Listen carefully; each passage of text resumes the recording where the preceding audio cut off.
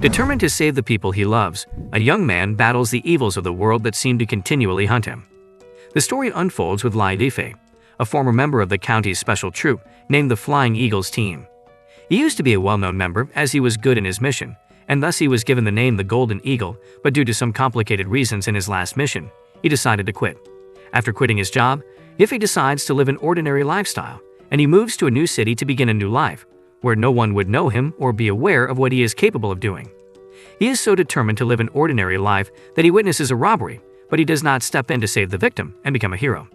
Although he knows that if he helped the victim, the robber would land in a hospital probably handicapped as well, but he tells himself that he does not want to create unnecessary attention to himself. In order to flow with his ordinary life, Yiffei gets an ordinary job of being a security guard in a company. As Yiffei is eating his lunch, his colleague comes in and eats part of his food, and he tells Yiffei that he is such a good cook, and his girlfriend would be lucky to have him. Yiffei tells his colleague that he has once checked his fate by going to a psychic to read his palm, and he was told that his star has crossed across loneliness, and he is destined to be lonely forever. The colleague then asks Yiffei if he can introduce him to beautiful girls around, but he declines, and his colleague then tells Yiffei of how beautiful and young their boss, Hexu Yingying, is, but Yiffei tells him that he cannot have anything to do with her as she is way above his standards. Director Hexu Yingying comes to the security guard stand, and she asks Yiffei who he is, and he tells her that he has just been recruited as a security guard in her office, and she immediately tells him to see her in her office later as she leaves.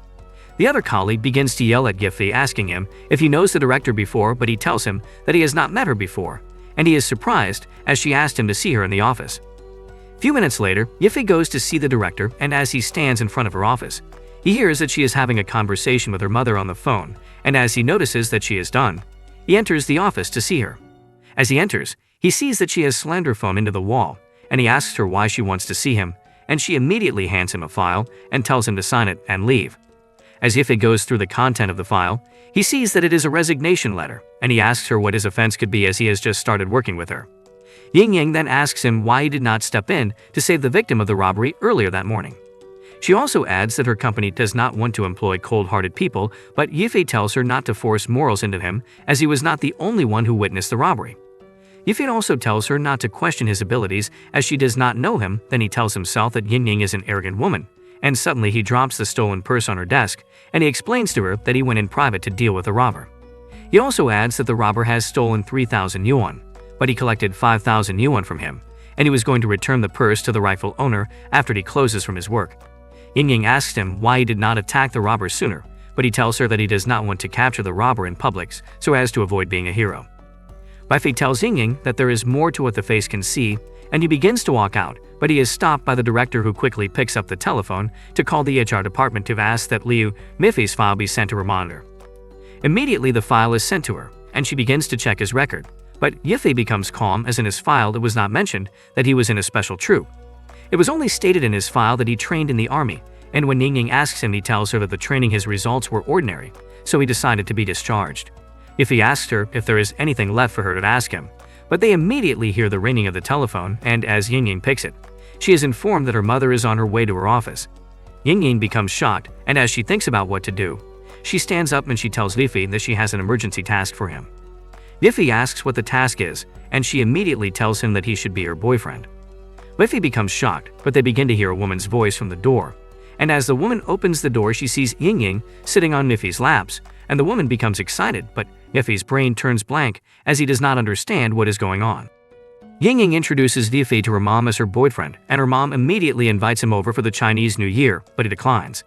Soon they are at the airport, and Yingying corrects Yiffei that he should not address her as director, but he should call her by her name.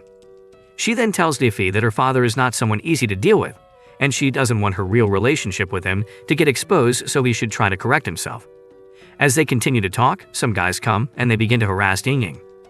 They tell her that she is hot and they would like to have a drink with them, but she insults them that they are half-grown boys as she sends them away. One of them tries to touch her chest, but Yiffei comes in between them and blocks him from touching her. Then Yiffei holds the man's hand and the man begins to tremble and tells himself that feels cold under a hot sun. The other gangsters ask their boss why he is looking hypnotized as he is shocked with the way Yiffei held him. Yingying tells Yiffei that they should call the police, but he does not answer, but he goes ahead to beat the whole gang into a pulp. Yingying tells herself that Weifei is not as bad as she thought he is, and he would be able to pass her father's test once they get home for the Chinese New Year. The gangsters all run for their lives, and Yingying commends Weifei for stepping in to save her. Then she asks him if he has memorized the information she gave him regarding their relationship, and he tells her that he knows everything already. He begins to recite everything to her again, and he also mentions some things about the size of her chest, but she yells at him to memorize only the important main points. He tells her that the main point is for him to act as her boyfriend during the Chinese New Year and please both of her parents. Then he promises Yingying that she would be the only woman in his eyes during that period. While driving to her house, Yingying tells Yifei that he should be careful and not let their real relationship get out, and he should also be aware of her sister so that she would not figure out that they are lying. In the car, the newscaster on the radio reports that there are cases of missing girls and tells the public that they should be careful when going out.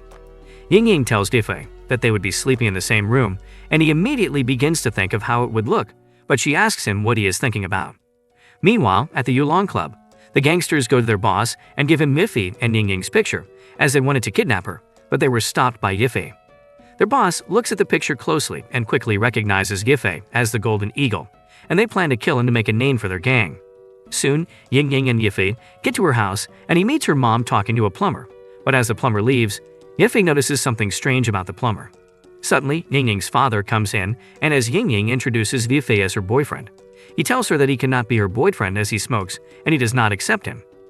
Yingying tells her father that her choice of man is not his business, but her father faces her mother and asks her about the plumber who came to repair their toilet, and Yifei begins to think that he is not the only one that thought the handyman was strange.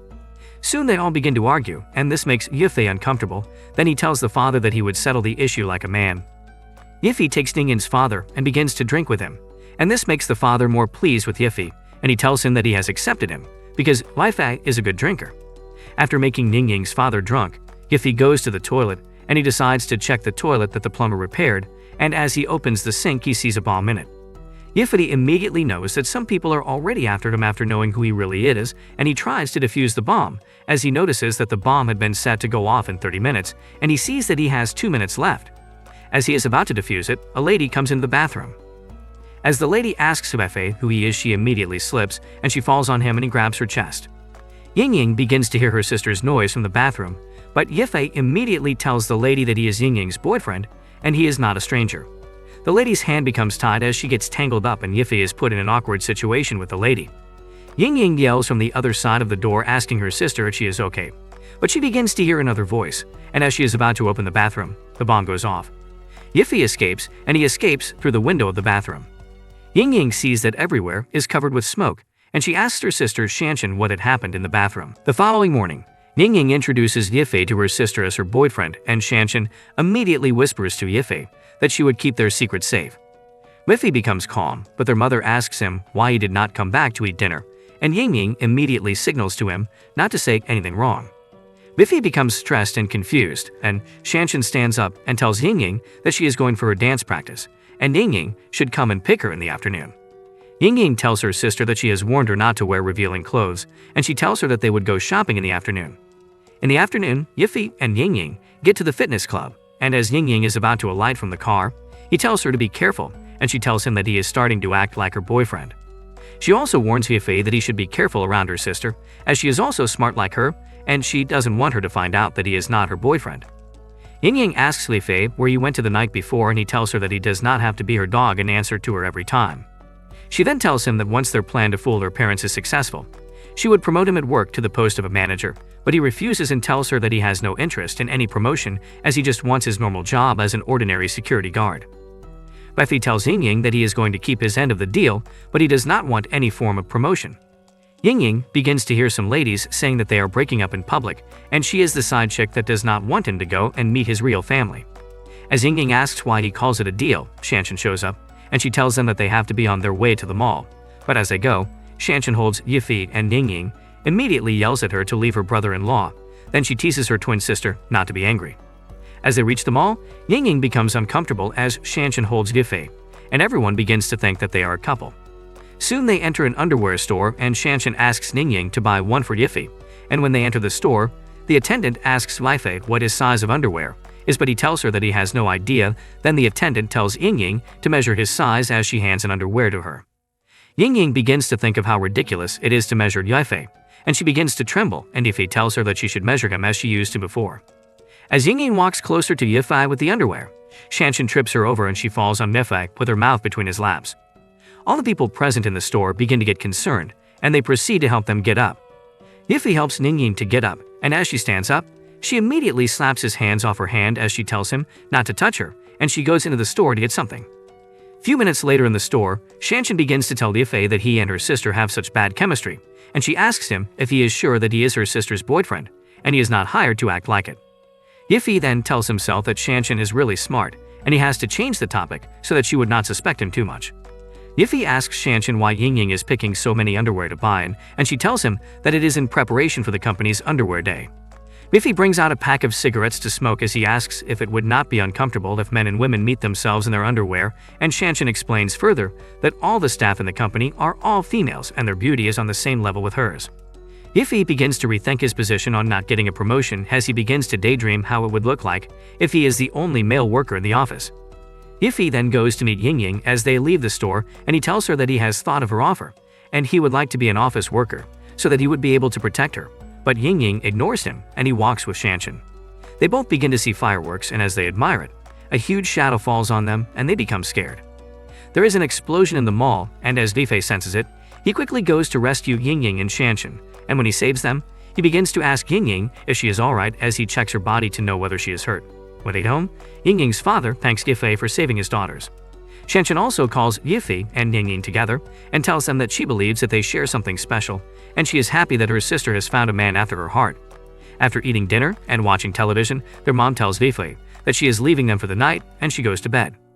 Ying suddenly drags Yifei to a room, then she pins him to the wall and leans on him. She asks him what his intentions are as he has rejected the offer of a promotion, and suddenly, he comes back to her to show his interest. Yifei begins to feel uncomfortable as he is in an awkward situation, but he tries to control himself, and as he keeps trying, Ying's body on him makes him feel more uncomfortable. Before going to bed, Ying's mother decides to take out the mushroom she has in her kitchen until she suddenly hears noise coming from Ying and Yifei's room. She begins to commend Yifei for having the strength to get down with her daughter after saving her daughters in the mall. Meanwhile, in the room, Ying begins to accuse Yifei for having a wrong thought about her, but Yifei tells her that she tempted him as her body was against him, and it is a natural thing for men. Ying brings out a rope and tells Yifei that she would tie both of his hands so that he would not do anything funny to her. Ying's father asks Shanshan if she is sure that Yifei is her sister's real boyfriend, and she tells him that she has seen the affection he shows her, and she is sure that he was not hired. They also begin to hear noises from the door, and as they check they see nothing.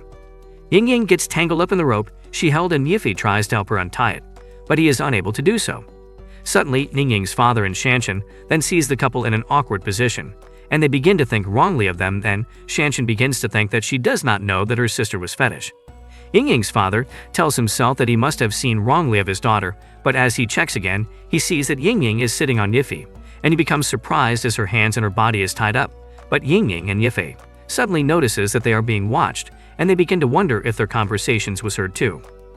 Ying tries to explain to her father that her relationship is not like what he saw, but he immediately runs out, and Yifei also calls out to their dad, but he does not listen to him as well. Ying and Yifei go to the Shansing Park while holding lamps to find Ying's father. Yifei then asks why her father is acting strange as he is the one that is supposed to be chased out of their house. Ying then yells that it is cold outside, hoping that her father would hear her. Ying hits Yifei and tells him that it is his fault for not closing the door behind him, and he has allowed her father and Shanshan to hear their discussions, and he probably got angry at them. Yifei suddenly sees a ray of light, and he immediately tells Ying that her father is in the bush nearby. Soon they move closer to him, and he begins to tell them how he has sinned during his youthful days. He throws a book filled with erotic pictures away, and Ying takes one of the pictures and she looks at it. Yifei then tells her that he does not believe that Ying's father likes stuff like that. Ying's father continued his story as he talked to the picture, asking why his elder daughter inherited his kink. Yifei asks Ying if she has such kink, then Ying's father throws the book containing the pictures, and he yells that he must end the sins he had committed. After Ying's father had left them, Yifei is surprised as he asks Ying if she has his kink, but she immediately pulls him closer to her and tells him that she has no kink, and the most important thing is that their secret is already exposed and her father is also having a secret affair. The next morning in Ying's house, the whole family including Yifei sits to eat their breakfast, But there is silence as Yingying's father begins to think on how he had peeked into his daughter's privacy and how he had learned of what she is doing, but he immediately tells himself that he trusts his daughter and he has to clarify things first. He starts to address Yingying and he tells her that they all heard what happened the previous day and they'd all know their secret. Yingying becomes shocked and she begins to think that they truly heard their conversation. Then she tells herself that she is going to tell the truth, and she immediately yells at her father that it is not Yifei's fault as she was the one that made him do it, and he should leave them alone and care about himself. Yingying's father becomes shocked as she confesses, and he immediately tells himself that he has to leave. Yingying suddenly pulls Yifei along, and as he asks her what is happening, she tells him that her father has found them out and he has gone to call the police, but she wants him to escape as her father can be dangerous. Yifei then asks her what he should do, and she tells him that she would get the cart as he packs his luggages, and she would wait for him at the 3rd district underground of the car park. After leaving the house, Yingying waits for Yifei in the underground car park, and she begins to complain, but she is immediately covered up with a cloth, and she gets abducted. A few minutes later, Yifei arrives at the car park and he sees Yingying's car, but he does not see her anywhere. Then he notices a strange person, and he says the car park is too dark. Then suddenly, the strange person attacks him, and he immediately dodges it. The person asks him how and when he had noticed him, and Yifei tells the person that he noticed him at the Exu residence. The person commends Yifei for having sharp instincts, and he also tells him that he lives up to his name as the Golden Eagle. The person removes his mask and Yifei sees that it is Nuchen Gang, a female member of the gang that had attacked him and Yingying at the airport. The girl named Red Dress tells Yifei that she is greeting him on behalf of the Nuchen Gang, and she tells him that their name sounds prestigious, and she does not think that he is as popular as them. Yifei asks her what kind of syndicate they are, and he also says that he has not heard of them before and their name sounds like a 3rd-class syndicate. Red Dress dashes at Yifei as she tells him that he is not even afraid as he is facing his death. She attacks him several times, but he only dodges them and he does not retaliate. After a while, she tells him that she knows he does not hit women, which means he is a friend to women, and she also adds that Yingying screamed his name before they abducted her. They continue to fight, and Yifei asks her where they have taken Yingying to, but she tells him that she would tell him where she was taken to when he wins her in the fight. Yifei immediately tells her that even if he does not hit her, he would still defeat her. Red Dress begins to think of how she can set up a bait so that she can defeat Yifei. She provokes him, and as he moves closer to her to retaliate, she immediately throws a fire extinguisher at him, and as he gets distracted by it, she suddenly attacks him without him knowing. In the 2nd district of the car park, Yingying's father opens the back of his car, and he tells himself that he must get rid of the things he had hidden from his family for a long time. He also adds that it is his fault, and he has caused harm to his children, and he has to go and burn some things in the mountain. As he is still talking, a huge man hits him from behind, and he immediately passes out. The huge man is a member of the Nuchen Gang, and he is called Brother Hu begins to tell himself that their leader had sent him to deal with an old retired general, and he thought it was going to be a hard task for him as he thought he would have a hard time dealing with him. Meanwhile, as Red Dress thinks she would attack Yifei because of the smoke, but she is being held by Yifei, and he tells her some tips on how to capture a victim. He tells her that she is supposed to probe and tempt her enemy carefully, and she should take the opportunity to attack once there is one.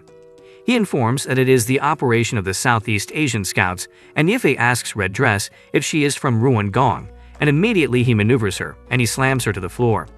She begins to beg him to let her go as she has surrendered to him, and she asks him if the rumor about him not killing women is true, but Yifei tells her that he had sworn not to kill women. Yifei tells her that even though he had sworn not to kill women, he did not swear not to kill a man, and he knows that she is a man. Red Dress begins to wonder how he found out as she tried to hide it very well, but Yifei tells her that he first did not want to believe, but he had to check and touch to be sure. Red Dress begins to wonder how he was able to think about it and confirm it too in the midst of the fierce battle between them. Red Dresses then begins to think that he does not have a choice as a cross-dresser, but to seduce Yifei and asks him if he would love him to be his bride, as that is what is common in Ruan Gong.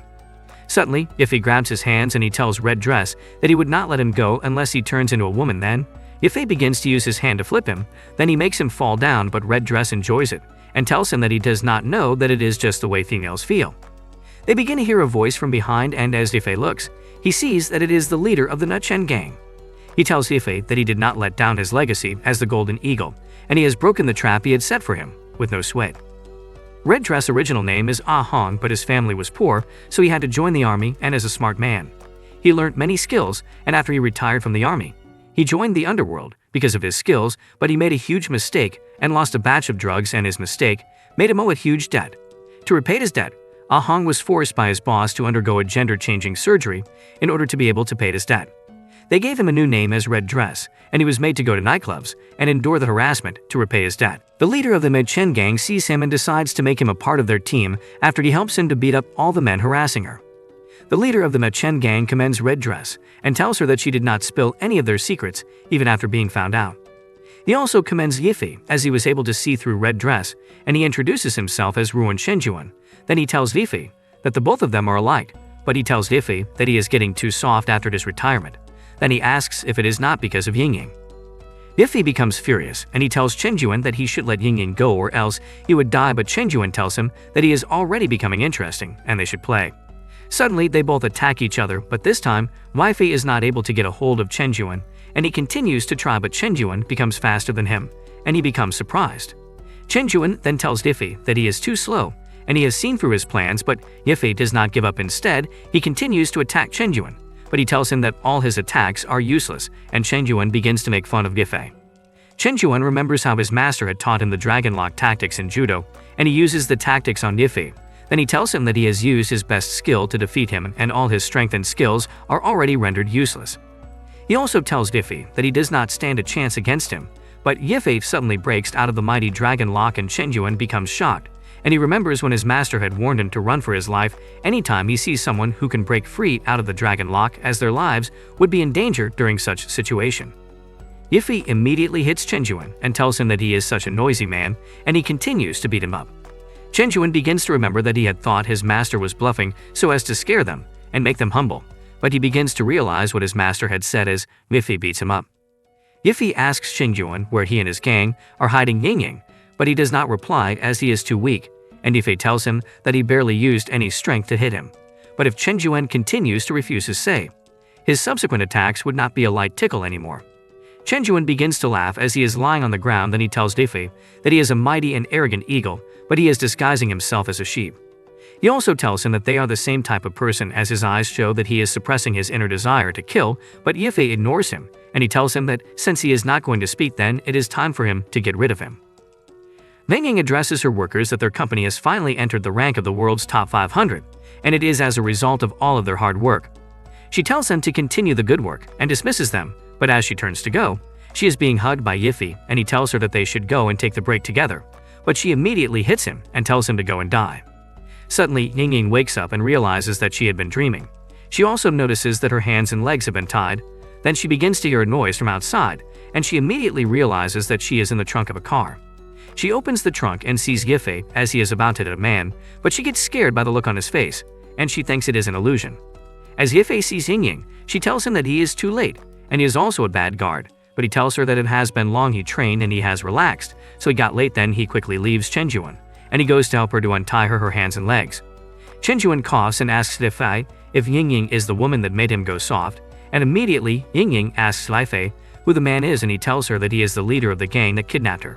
Chenjuan then tells Yifi that Ahu is the strongest man in his syndicate, and Yifi would not be able to defeat him, but he has sent him to go and deal with Yingying's family, and they would regret their lives forever. Suddenly they all hear a loud noise and they see Ahu lying on the floor. Ahu begins to remember how his boss had told him that he has an enviable body and a perfect size, so no one would be able to defeat him. Yingying's father comes out without his shirt and begins to tell Ahu that all his body is just for show off, and he is not as strong as he claimed to be because he has not gone through the hardships and trainings on the battleground, and also one can never call a body that does not have scars a perfect body. Yingying's father suddenly notices Yingying and Yifi, and he commends Yifi for always standing by her side, and Yifi tells him that it is his duty. Yifi begins to look at Yingying's father's body, and he tells himself that his body is filled with scars from bullets and all sort of danger from the battlefield. But his back is clean, and Yifi concludes that he used to be placed in the front line of the battle, and he is an old hero in defense. Chenjuan asks Yingying's father how he is able to defeat Hu, as he is very strong. Then Yingying's father tells him that fighting requires brain, as there is no use of immense strength without intelligence, and he also tells him to give up fighting as he had already called the police. Chenjuan tells himself that he must not be caught by the Chinese government, and he has to do something about it and look for a way to escape. While Chenjuan thinks Yingying's father is weaker, and he would not be able to equalize his master kicks, Ahu thinks Yifi is weaker than him, and they both attack their target at the same time. Chenjuan uses his mighty dragon lock on Yingying's father, while Ahu uses his heavy punch on Yifi's face. Ying Ying's father also breaks out of the dragon lock and immediately pins Chen Juan down while Yifi belches and Ahu punches him. But Yifi punches him back, but Ahu falls to the ground, and Yifi becomes disappointed as he was expecting more from him.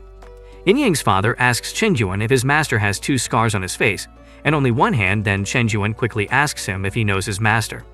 Ying Ying's father laughs and he says that he knew the move was familiar. Then Ying Ying's father tells Chen Juan that he was the one that killed his master at the Ruan War. Ying Ying's father takes Chen Juan's arm and tells him that he is going to break it because he tried to attack his family, and Chen Juan begins to scream. Yifi then tells himself that it is over and he checks and sees that Ahu had escaped. Later that night, the police come to arrest Chen Juan, and he yells at them that he is from another country and he wants to see his ambassador. The police then take Chen Juan away in their car, but a man walks up to Old Man Teksu, Ying Ying's father, and asks him the kind of trouble he has caused him again. The policeman turns out to be General Xu's friend Zhenyo, and he tells General Xu that he should stop finding trouble for him again, but General Xu tells him that they cannot rest as they are not free, yet then Zhenyo asks if he still wants to live. Old Man Xu then tells him that it has been a while since they saw each other, but Zhenyo tells Old Man Kex that he is as stubborn as ever, and he also asks if he is not injured by the kidnappers, but he replies that he is okay. Zhenyo then asks Old Man Tu if Ying Ying has gotten married yet, but if she has not found a boyfriend. He can as well marry her, but General Tu tells him not to talk ordinarily as he introduces Difei to him as Ying Ying's boyfriend. Zhengo becomes shocked, and a police officer comes to give reports to Zhenyo in the incident that happened, and he excuses himself. Difei stands beside General Xu, and he brings out a pack of cigarettes to smoke, but he immediately remembers that the old man does not like it. General Xu then tells Difei to smoke his cigarette, but he pulls him to his side and asks him if he wants to know the reason he hates smoking. He tells Lefei of how his cigarette had made their enemies find them at the battle. Old Man Su explains that after winning the battle, he went to just smoke to cool his body, but Shengo's father, who was their captain, collected the smoke from him, and their enemies shot him, and he tells him of how he was responsible for the death of 3 soldiers, including Zhengo's father. General Xu begins to regret, as he tells Difei that they would not have died if he did not smoke that night. Zhenyo finishes with the policeman, and he comes to meet Old Man Keksu, and tells him that wars are cruel, so he should not feel guilty, and besides he helped him to stand on his feet financially before becoming the breadwinner of his family. After listening to Old Man Xu's story, Yifei begins to think, and he puts out the fire of his cigarette, and he salutes with other officers as he tells Old Man Xu that he pays tribute to the heroes that have sacrificed their lives for the country. Zhenyo gives the report of the incident to Old Man Keksu, and he explains that the gang are from southern Asia, but one of them escaped. Shanshan and their mother come with Ying Ying to the scene, but Shanshan suddenly interrupts their conversation as she runs in yelling Maifei's name wearing a revealing cloth. Everyone's attention was on her as she moved towards Difei, asking him where he got hurt.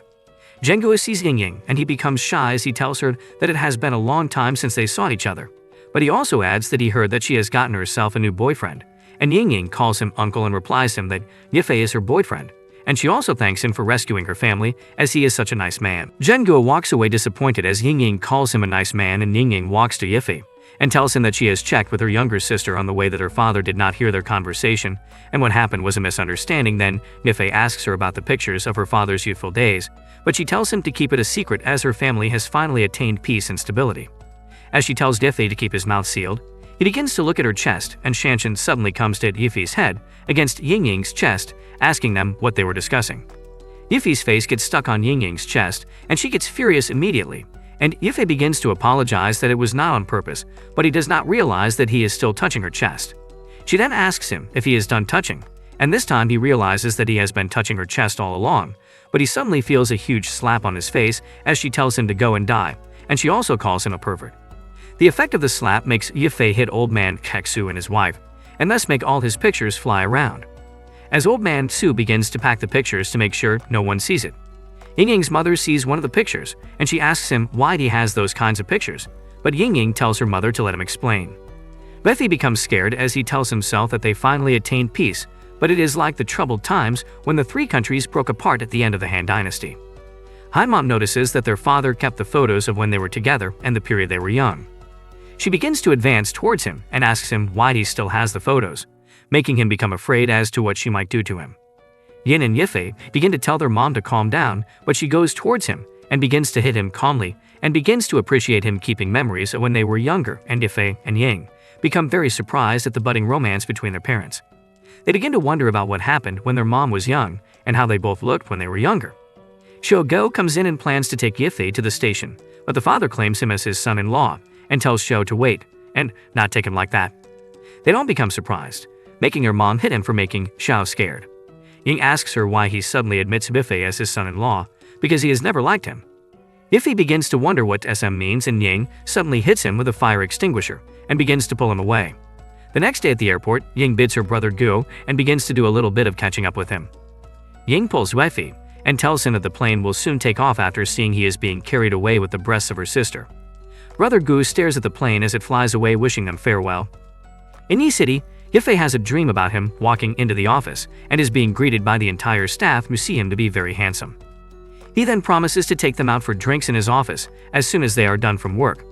He walks into his office and meets Director Xu, and she begins to take off her clothes in an attempt to give herself to him.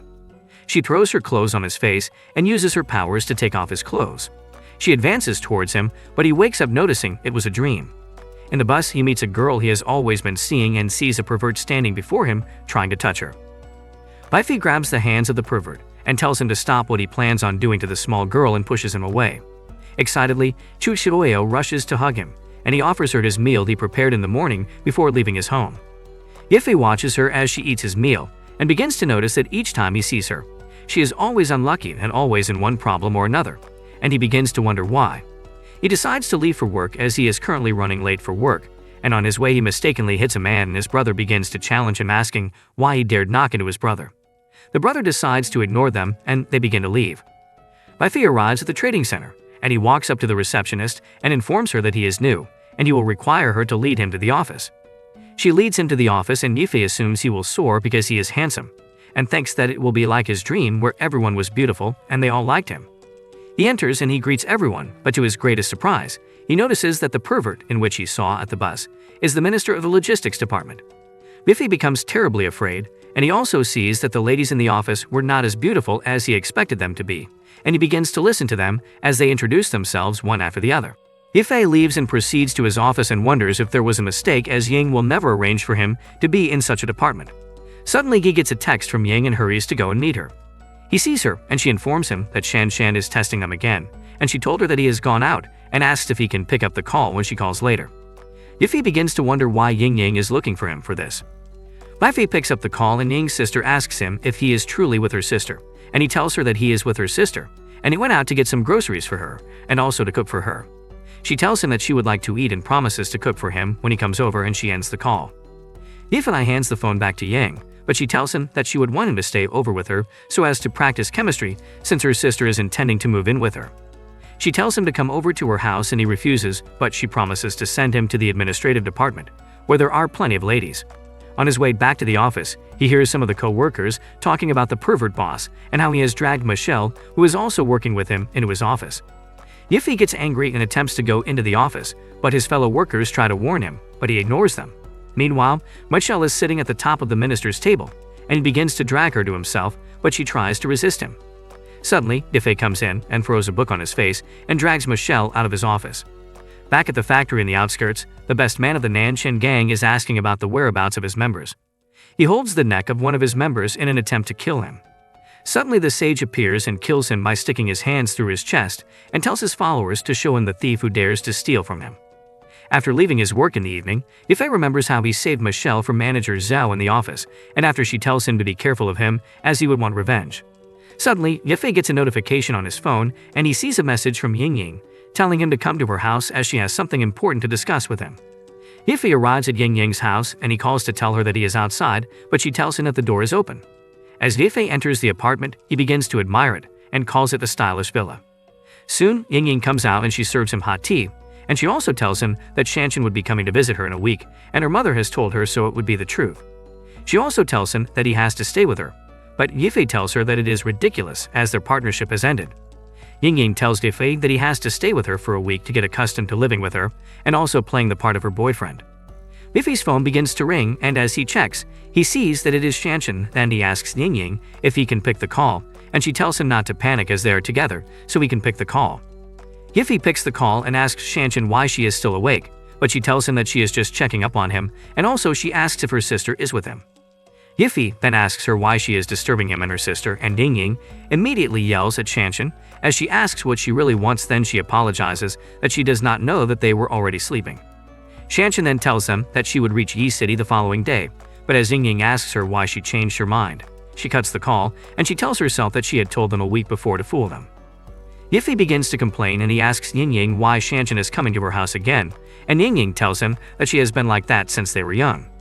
She adds that they have been fighting since, as they had always liked the same things including toys, but she says that this time around she would not give up. Yingying tells Yiffei not to worry as she has many rooms he can stay for the night while they await Shanshan and her attack. The afternoon of the next day, after preparing for the return of Shanshan, Yingying suddenly hears the doorbell, and as she checks the door she sees her sister. Yingying welcomes Shanshan into her house and she tells her that she is happy she came, but she also tells her to make sure to stay for a few more days.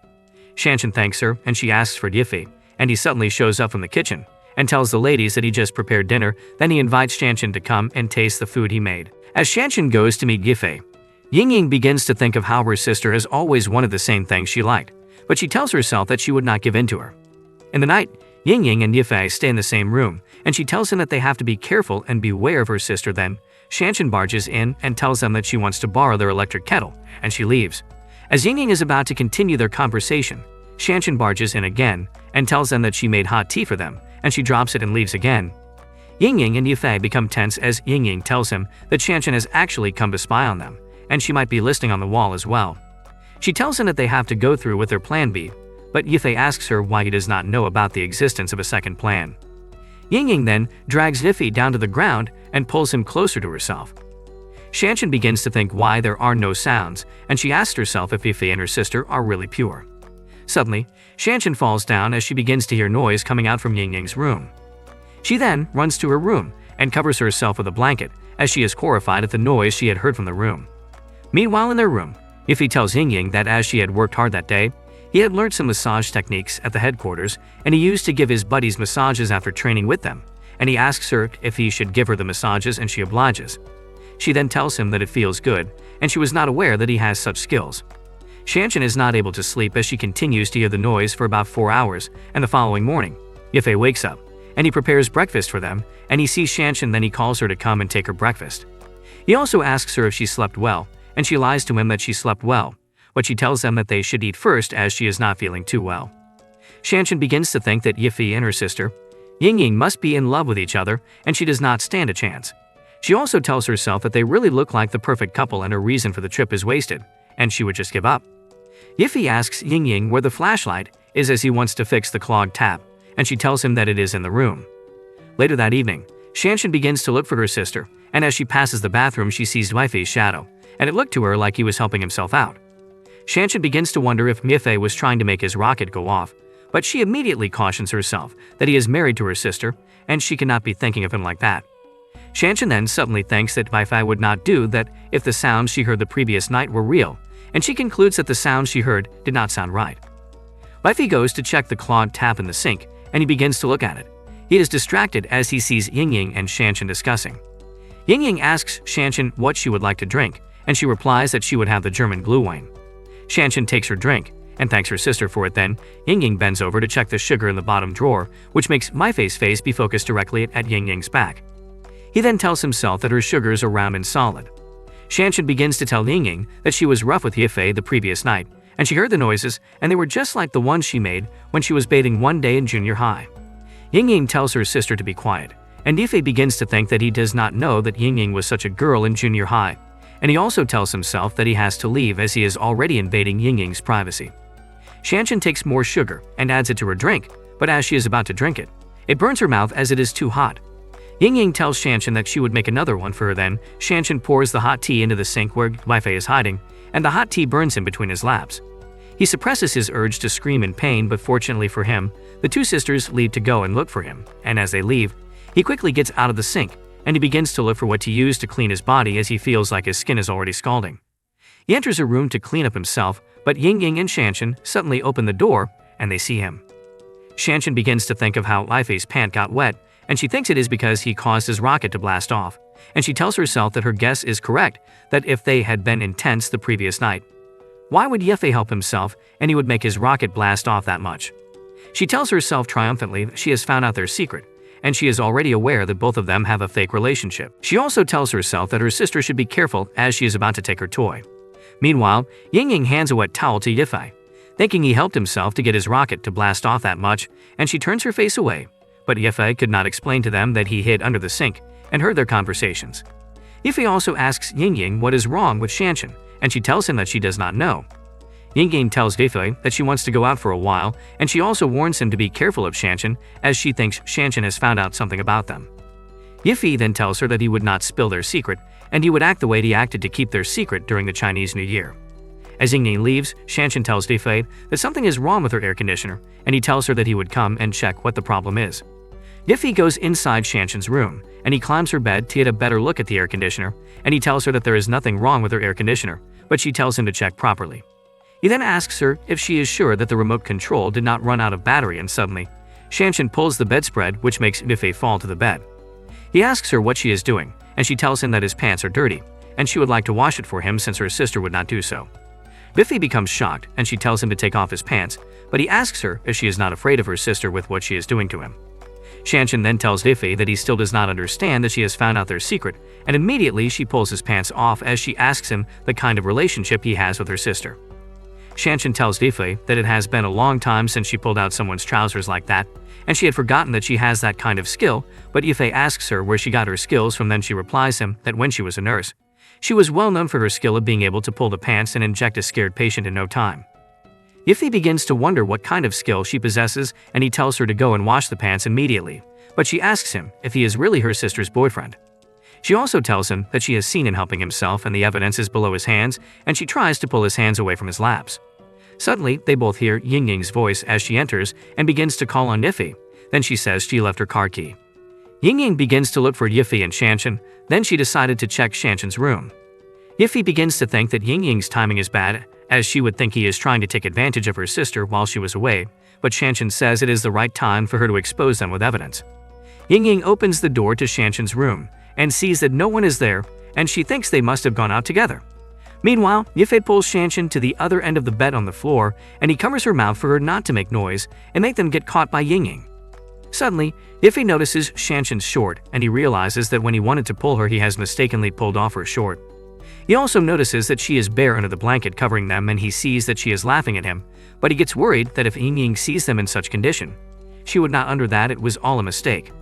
Shanshan whispers into Yifei's ear that he should not be too close to her, as she is feeling like a rat is biting her under the blanket. Yifei immediately understands that he is the cause and begins to calm himself down so that she would not be scared and expose them due to her fear of the rat. Yifei begins to think of how the world came to be and how there was darkness at first, and when the mighty rain fell it made the earth become fruitful, and the rain left an impact on the river. The river flows into the sea and makes life, but Yifei immediately controls himself as he yells within himself not to make any life. Yifei hears that Yingo has found her keys, and as she leaves he immediately tells Shanshan that he is sorry, and he would help her, but before he could finish his statement, she pulls him back. In the office the next day, everyone notices how cold and dull Yifei is, but they think he had been playing video games the night before. Soon work hours is over, and Yifei begins to think of how to go back and face the two sisters, but as B prepares to leave, Sueo comes to greet him, and she asks him if he just got off work. And she also tells him that she has to go, as she is already part of a work-study program.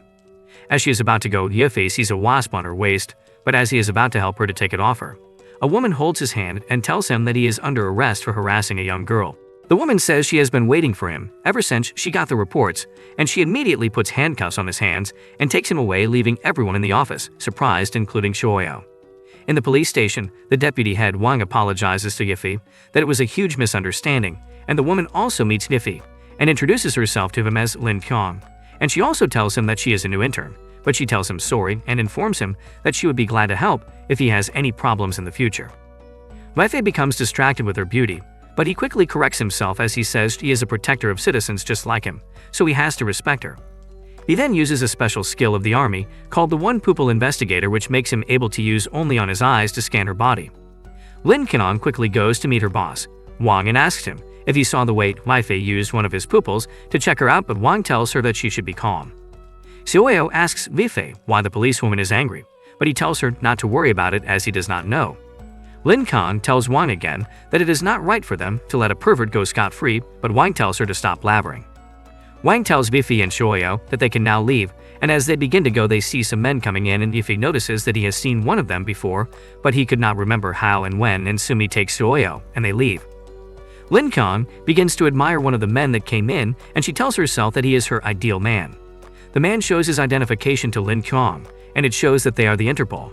Meanwhile, in a hotel, a man receives a call that they have found the Golden Eagle, and he tells the person on the phone to bring the reports to him the following day as he is busy.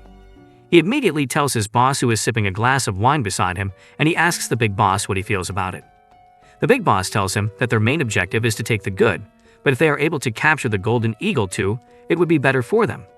The Interpol begins to have a meeting with the police force, and the handsome man tells them that 3 terrorists have entered their country. He tells them that the leader is called Xian Zhen with Wang Da and Captain Victor. The man tells them that their main objective is to capture the 3 criminals before they cause any danger to the citizens, and he also tells them that he hopes that the police force would be able to help them and provide information for them. Deputy Head Wang asks why the police force should join them, and the Interpol officer introduces himself as Beyonce Medici, and he is in charge of the fieldwork. The rest of the team also introduces themselves, and Wang asks what the mission is again, and this time Medici tells him that they need the help of the Huaxia Skynet to capture a man. Miffy goes to a bar and he sits there to get away from the issues he has with the Xer sisters, and begins to drink. Then he receives a call from a friend who informs him that the man who had always tied with him in a fight. Miffy asks what Victor is doing in Yi City, but he is interrupted as he receives another call, and he tells his friend that he would call him later. Yifi sees that it is Shanshan that is calling him, and he suddenly remembers that something had happened the night before. He ignores the call and suddenly sees a drunk woman who has been dragged by 2 men, and he immediately goes to meet the men, and he beats them up. He takes the drunk woman, who begins to hallucinate, into a room in the hotel as he begins to wonder why he always gets himself caught up in other people's affairs. The drunk woman begins to say a lot of things about her husband in her drunken state, and as she turns, her shirt opens and half of her chest is about to be exposed. Then Yafei immediately uses the blanket to cover her. The woman then pulls him closer to herself, and after struggling, Yifi saves himself from the drunk woman, and he tells himself that he has to leave the woman alone. As Yifi turns to go, the woman uses her legs to lock his neck, and she tells him that her husband is probably sleeping out with someone, and she begins to beg him to stay with her. Meanwhile, the police force begins to look for their target, and as they arrive at Hilton Hotel, Lin Qinan tells her boss that they have found the person. His name is Lei Yang, and he is a cell of the Huaxia. The terrorist syndicate and the Medici says they should go on with the arrest. Lin Kang tells the superintendent that their target has appeared. The woman holds Yifi down and tells him that she has been watching him since he came into the bar, as he is a gentleman and a perfect man. She then tells him that they are already in the hotel and they can start, and immediately she sits on his face. Yifi struggles and he thinks that he is in a lot of trouble for helping the woman out, and he begins to tell himself that he must not fall into her trap and he must look for a way to get out of the room. Suddenly, Yifei's phone begins to ring, and he uses the opportunity to escape, and he sees that it is Yingying that is calling him. He picks up the call, and she begins to yell at him for staying out late, and he tells her that he had to meet with his friends. Then she scolds him again for not telling her that he has friends in the city. As he is picking the call, the woman removes her underwear and shows it to Yifei. Meanwhile, Officer Lin and her colleague sees the man they want to arrest, and as he is going, her colleague tells her not to act on her own, but she tells him that they do not have the time to wait for the headquarters, as the man would escape. Officer Lin begins to chase the man, who begins to run, and she follows him to a corner, and she suddenly sees that she cannot find him again. The man suddenly shows up behind her, and she fights with him, but unknown to her, the man has brought out a knife, and he uses it to stab her on her arm. She becomes weak as the man kicks her away, and she falls to the ground helpless. The man tells Officer Lin that she thinks she can capture him alone, and he licks the knife that he used to stab her, and he tells her that she is flirting with death. Then her other colleagues come, and they yell at the man to freeze.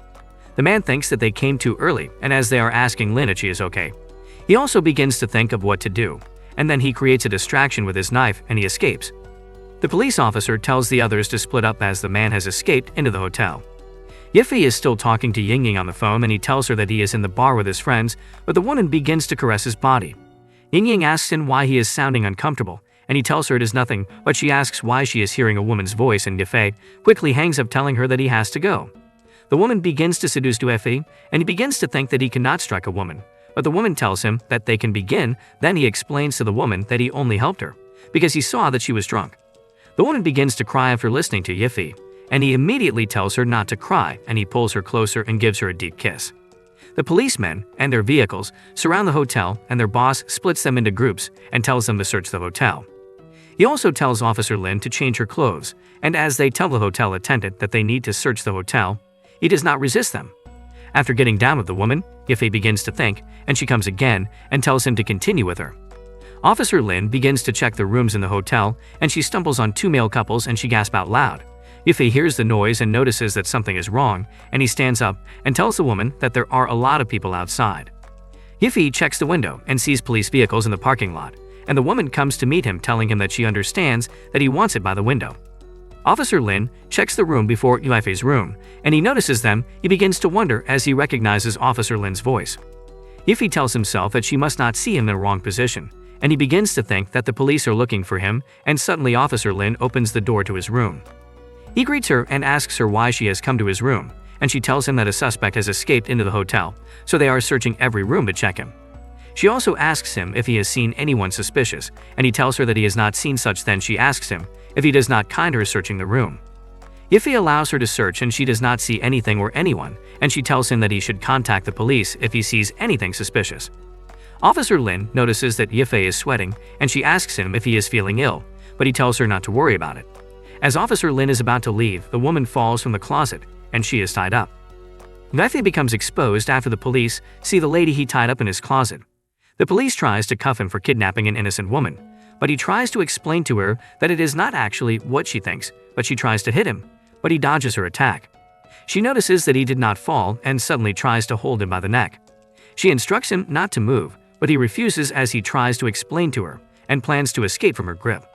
Meanwhile, the actual criminal wanted by the police is moving around in the ventilation shaft so as not to be discovered by the police.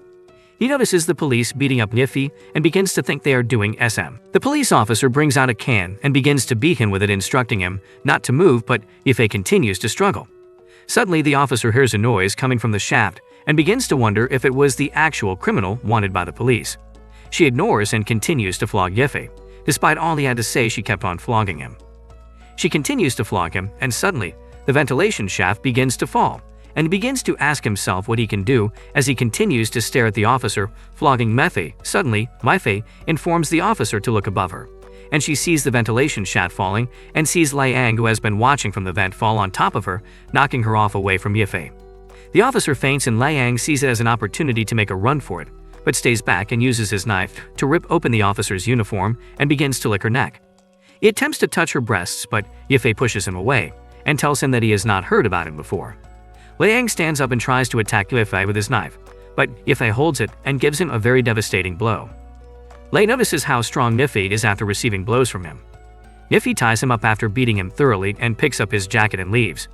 The next morning at the Yi City airport, Captain Gao arrives, and Officer Ling takes him to the hospital and shows him a suspect named Liang and briefs him about all that has happened and how she found him after she passed out from chasing a suspect. She informs him about her discoveries with him having an affair with some group of terrorists and explains to him about their various ranks. They tell him that he is brought to help them solve the both cases they have currently at hand.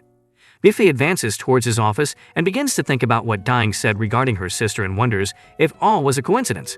He arrives at his chief's office, and he is being moved away from the office to replace Michelle at her workplace, so that Yifei will not interrupt when next he has an encounter with Michelle. Yifei asks him if it is because he interfered in this sexual harassment, and asks if he is not afraid of the law, but the chief replies telling them that he is the law and rules of the organization. The chief informs them that he has friends in higher places and can fire or do whatever he wants. He then asks Michelle if he has ever assaulted her before and tells her that if she dares say more than she should, he would get her fired.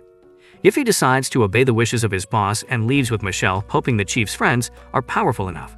The chief immediately picks up his phone and calls someone, telling them that he needs to deal with someone. At the data port, Yifei begins to leave to his new point of duty and begins to remember all Michelle has said regarding his destination and how he is going to be like. Suddenly, he meets Chu Xiaoyao, and she asks if he is smoking. Yifei denies matching the cigarette and telling her that he does it only once in a while. Yifei asks her if she knows anything about Diaport, as he has been transferred there and has no idea of how the place will look like. He immediately asks about her outfit and wonders what kind of job she is doing recently. Suddenly, some thugs sent by the chief try to attack Yifei, but he beats them and finds out that they were sent by Chief Zhao. He knocks out one of the thugs, and Chu Xiaoyao suddenly requests $2,000 from him, but he tells her that they are not familiar enough to start lending money, and tells her that he has no money on her. She drops her pants on his head, telling him that the scent is authentic and it shall be her collateral. She holds him and begins to beg him to give her the money and begs him to help her. Yiffy asks why she requires so much money, but she says she cannot reveal it to him as she has her difficulties. Yiffy tells her to forget it and hands her the money she has asked for. She immediately takes the money, kisses him, and runs off. Yiffy sees himself as the kind of person that cannot stand seeing a girl crying. He arrives at the port and sees the temporary supervisor Dong Chengyue. The temporary supervisor introduces him to the new members, and he notices that it's so hot in the port. Yiffy familiarizes himself with the process and begins to think that the chairman would not be disturbing him at all. The temporary supervisor comes in and offers to take him to a fun place. He takes Yiffy to a club, but he begins to go back, stating he was not interested in going in and he should go ahead. Dong stops him and assures him that it's not like the other clubs. Yiffy goes in and begins to enjoy himself. Suddenly, some group of girls walk in and Dong tells him to pick one and have a drink with her. Yiffy plans on leaving and suddenly sees Chu Chuoyo and Su Yuili. Dong notices his fixed gaze and tells him that they are the most expensive item on the menu. Dong tells them to go to him, and the club security sees him as the person wanted by the chairman and plans to involve his brother. The police also get into their car as they hear an info on a terrorist being in the KTV. Dong instructs them to start their performance, and they begin to start kissing each other. Yiffy asks them why they are doing such a job, and they inform him that Yaoyi's father is in debt, and brother who will kill her father if she does not pay up the money her father is owing, and she is Yidi's friend, and she decided to help out. Yidi immediately begs him to borrow her 20 to pay back her father's loan, and she will be his since she is still a virgin. Yiffy tells her to stop crying as he will pay back her father's debt, and plans to go to the 4th floor to help her pay off the debt, and instructs them to wait for him. At the manager's office, the sage asks where the goods are from Brother Hu, but he plans to attack with guns, but he warns them not to. Suddenly, they realize that they have been surrounded by the police. The police begin to advance towards them, killing all of them floor by floor, but the sage decides to go get the goods himself and informs his men to take care of the police and meet with him at the rendezvous point. Wanga goes to get the best girls he has for his girls, and he tells her that Lely does not sound bad at all. At the 4th floor, Sunlight tells them that the music sounds like crap and tells Sue that it is impossible for him to pay back his debt, and tells him to sell his daughter to pay off his debt to the club. The father tells him that his daughter is so pretty, and he will sell her for no lower than 200k. Suddenly, Ife takes out his guards and asks him where Brother Hu is, and he wonders how Ife was able to get in and begins to ask about his guards. Ife throws him to the floor and tells her father that he is going to pay back the debt on behalf of the daughter. The police continue to storm each floor and kill the terrorist in the club. Barty tells her fellow officer that the shield used by one of the terrorists is a flash shield and is not easily moved by the enemy. Suddenly, she sees that the shield is coming closer to hit her and begins to wonder how they were able to do that. At the time, Medici begins to shoot at Wangda the Great, a terrorist, but as she shoots at him, he dodges all her bullets, then he falls her down as he smacks her gun away from her hand, and he tells her that although his level is not as high as hers, he is able to defeat her coordination easily. He also tells her that she should not be surprised, as he has killed many super captains based on his robot skeleton. Then, Medici tells Wangda that it is because of his robot skeleton that he is able to run with a big shield, and she immediately stands up and asks him if he dares to put down his gun and fight with her. Wangda becomes furious as he sees that Medici wants to fight with him using a wire, then he immediately dashes at her, yelling at her that he would crush her, but Medici dodges the attack, and she begins to beat him up then as she uses the wire. Wangda notices that the robot skeleton is not covering a part of his arm, where Medici had used the wire on. Medici then uses a smoke bomb, which makes Wangda's vision be blocked, and Medici suddenly attacks him from the top, and when he sees the wire, he immediately remembered that Victor had warned him to be careful of the Red Fox assassination wire. But Medici wraps the wire around Wangda's neck, and he holds the wire with his robot skeleton hand, and he tells Medici that he has caught her. Then he flings her from his neck and hits her on the ground so hard. Meanwhile, at the 4th story, Lin Jing notices that she has accidentally separated from Team 2, but as she remembers the instructions given to her that she should envelope the terrorist from the back, she knows that she has gotten into trouble and she would get punished for it. Then she sees that the passage is blocked in front of her, but as she turns to go, she hears a voice crying, and she tells herself that she has to go and save the person. As she begins to hurry, her cloth gets stuck with an iron, but as she passes, it tears. Then she tells herself that there are so many things on the way that could get her injured, but she hears the voice again, and she notices that it is a woman's voice. Then she decides to go and save the person, but she does not know that her uniform is tearing as it is touching some pointy iron rods.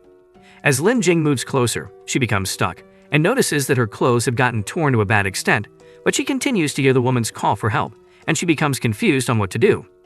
Lin Jing tells herself that she has to slow down, so that her clothes would not tear completely, but as she relaxes to release herself, she notices a hornet, and she remembers that if she does not move, the hornet would not sting her. Then after a few minutes, she sees that the hornet flies away from her chest, and she hears the woman's voice again. She moves her head and the hornet comes back, and she begins to wonder how she would do it, but she tells herself not to give up her duty as a police officer, and she also remembers how her father always told her to do the right thing. Lin Jing then passes and most of her clothes get torn, but as she gets to the room where the noise was coming from, she sees Lai Yifei with some ladies having fun together. Then she gets really furious and she begins to yell at Yifei. Back at the 7th story, Medici falls down as Wang De is about to launch his first attack on her. Barty uses the unmanned shields to protect Medici from the attack. Then Wang De tells Medici that her shields cannot stop him from defeating her. Suddenly Medici yells at a man that he should attack immediately. Then as the man attacks, Wang De becomes surprised as he tells himself that he is too careless to not have seen the man's sense, and he also notices that the man is aiming at his robot skeleton. Then Barty distracts Wang De, which makes Medici uses the wire on him again. Then Wang De tells Medici that she has forgotten about her right hand. The man suddenly shoots at Wang De's exposed hand, which makes Wang De surprised.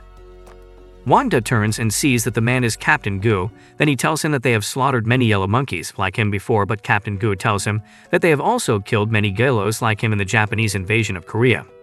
Captain Gu continues to shoot at the robot skeleton, but Medici tells him to be careful as Wang De tries to attack Captain Gu, and after many attacks on Wang De, Captain Gu is able to defeat Wang De. Then Medici instructs one of her team members that he should inform the medical team of the situation. Captain Gu then tells Medici that she captured Wang De's attention and allowed him and Kui Chengdo to launch a sneak attack on him, and he asks her why she made such a plan, and she tells him that she had seen his powered exoskeleton, and she knew things were not going to go well, so in order for them not to be caught by him, she made that plan. Captain Gu also tells her that since the operation started, he notices that her attitude has been off, but he asks her what she would do about Victor, and she tells him that she is taking the measures appropriate to the situation. Meanwhile, Victor begins to get angry as he is aware that Wang De has failed. Then a man comes in and tells him that he has brought the girls, which are Su Yi and Shidoxio. Lin Jing yells at Lai Yifei, asking what he is looking for, but she first sends the ladies away as she informs them that the passage is dangerous. Then Yifei begins to explain to her how he got stuck in the room when he had finished talking to Su Yi's father, and when he entered the room, the ladies pinned him down. Yifei begins to tell himself that Jing Lin would not understand him, but he asks her why her clothes are torn. Then she uses her baton to hit him for looking at her like a pervert. As Lin Jing is about to hit Yifei again, she becomes unconscious, and when Yifei holds her, he notices that the hornet has stung her on her chest, but in order to save her, he tells himself that he has to suck out the venom. Lin Jing suddenly wakes up when she notices that Yifei is planning to suck the venom out of her chest. Then she immediately pushes him away, and as she calls him a pervert, but Yifei tells her that he would never let a woman die in front of him. Yifei then tells Officer Lin that even though she has been stung on the chest, her blood flows to the veins near her calf, so he would suck out the venom from her calf, but to avoid any awkwardness, he would close his eyes to suck the venom out. Yifei closes his eyes, and he begins to look for where Lin Jing's calf is, but he first sucks her stomach, then her shoulder, and at some point he kisses her unknowingly. Then Lin Jin immediately pushes his head towards her calf, and when he sucks the venom out, he tells her that her life should be out of danger because the hornet that bit her was dangerous, as it has all kinds of lethal toxins. When Yifei opens his eyes, he notices that Lin Jing is gone, but he begins to wonder why she left without thanking him. At the 8th floor, Victor tells the girls to perform for him, but they refuse, and he tells them that he has heard that Su Yi's father was captured on the 4th floor. Meanwhile, Masidi tells Captain Gu and her team that Victor is inside, and he loves to have women around him, as he could tell any lie to hit the woman he wants. Then Victor tells Su Yi that if she have 2 drinks with him, he would let her father go, but unknown to the girl, Victor has spiked the drink. As Su Yi is about to drink the wine, Masidi barges in with her team members, and Victor pushes the girls away as he becomes alert, as he has been waiting for them. Then Captain Gu jumps on Victor to hold him down, so that Masidi can use her wire to kill them.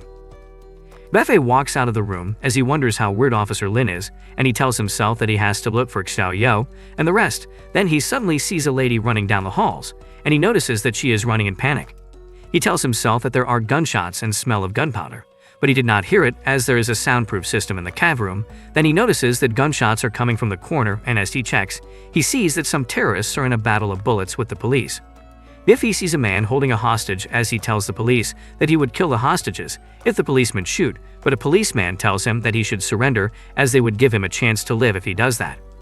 Meanwhile, 10 minutes earlier, Mercedes tells Captain Gu and her team about their plan to capture Victor, and as they go with the plan, Mercedes tries to use the wire to kill Victor, but he tells them that the tactics they used against Wangdo would not work for him. Then he immediately uses the newest model of the Nano Amour.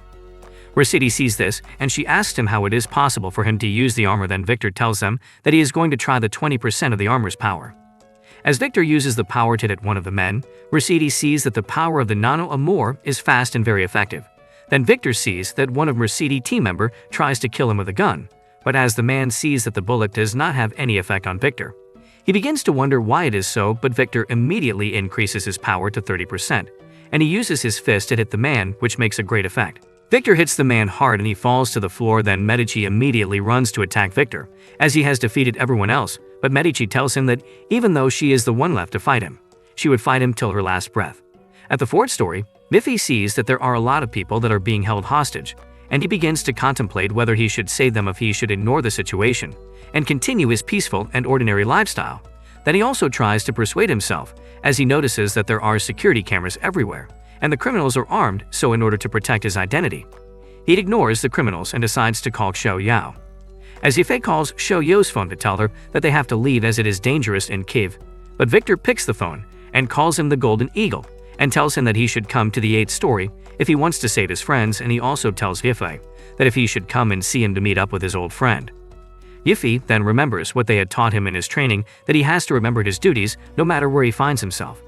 Mercedes becomes shocked as she learns that the Golden Eagle is close. Then Victor asks her why she has been after him to capture him, and she tells him that he had launched an attack on Flower City, which claimed the life of her girlfriend. Then she vowed to bring him to justice, but Victor tells her that he is going to send her to where her girlfriend is. As Victor is about to hit Mercedes, Captain Gu immediately shoots at him in order to stop him, but Victor immediately throws Mercedes at Captain Gu. Then the two of them falls and Captain Gu mistakenly touched Mercedes' chest, and he realizes that she is a female. Mercedes immediately tells Captain Gu that if they want to defeat Victor, they have to work in hand with the Golden Eagle, but Victor tells them that they do not stand a chance with him. At the Daida Coast trafficking port, the men begin to pack some goods and a man comes to tell the man in charge that their intel has told them that the Golden Eagle is in the city, and they think he might be involved in the operation against Victor. Victor tells Mercedes and Captain Gu that in the ranking of warlords, Golden Eagle is ranked 43rd, while he is ranked as 9th on the list, which means that they do not stand a chance in defeating him. Captain Gu tells Mercedes that they cannot give up so early. Then he stands in front of Victor and tells him that as soldiers that they are not meant to give up, but Victor insults Captain Gu with his father and all of the other soldiers. Captain Gu becomes furious, and he uses a step to attack Victor with all of his strength, but he notices that Victor does not have any scratch on his body. Meanwhile, at the 4th floor, the policemen and the criminals continue their gun battle, but the criminals begin to put more pressure on the police. But the criminals immediately use a smoke bomb, so that the police would not be able to see them and the hostages. Suddenly, one of the criminals sees Duifei, and he asks who he is, but Yifei immediately beats him up with the jacket of his suit. Then Duifei counts all of the criminals, and he tells them that he has to clear 10 pieces of trash in total. Duifei begins to remember how he has saved a lot of people, but he asks himself if what he has done so far is worth it, as some of the people he has saved have turned into bad people and turned against their own. Then he also remembers the oath they had swore to protect the country. As the criminals begin to shoot at Yifei, he immediately uses the dead body of one of the criminals that he has defeated to protect himself from the bullets. Yifei beats up all the criminals and he saves all the hostages. Then he asks the head of the criminals the fastest way to the 8th floor, but after Yifei had left, the policemen sees that the hostages are getting free, and they begin to think that the criminals are fighting amongst themselves. And after the smoke is cleared, they see that the head of the criminals is tied down while on his knees. Captain Gu continues to fight with Victor, and soon Victor begins to feel that Captain Gu's attacks are very strong, but he suddenly notices that Captain Gu has a cybernetic right arm. Captain Gu suddenly remembers that he had his right arm amputated 2 years back because he had been hit by a self-made bomb, which causes him to lose his right hand. Then he had told the doctor to conceal his predicament, as he still wants to continue to be a police officer. Captain Gu immediately uses his cybernetic right arm to hit Victor, as he is very determined to defeat him. Mercedes tells Captain Gu that she would help him if they plan their strategy well, and when they attack Victor, Captain Gu does not follow the plan, which makes Mercedes ask him why, but he tells her that she cannot be able to do it, as she is a female. Lin Jiang falls inside a room, and she communicates with Superintendent Wang that she has gotten to the entrance of the 8th story, but Mr. Wang tells her that the high-level fight that is going on at the 8th story is not meant for her, but she tells him that she has heard him, and she would hurry to go to the 8th story. Lin Jing drops the call, and she immediately rushes to go to the 8th story in order to go and save the people there. Victor continues to beat up Captain Gu, and he also insults him and all the soldiers of Huaxia.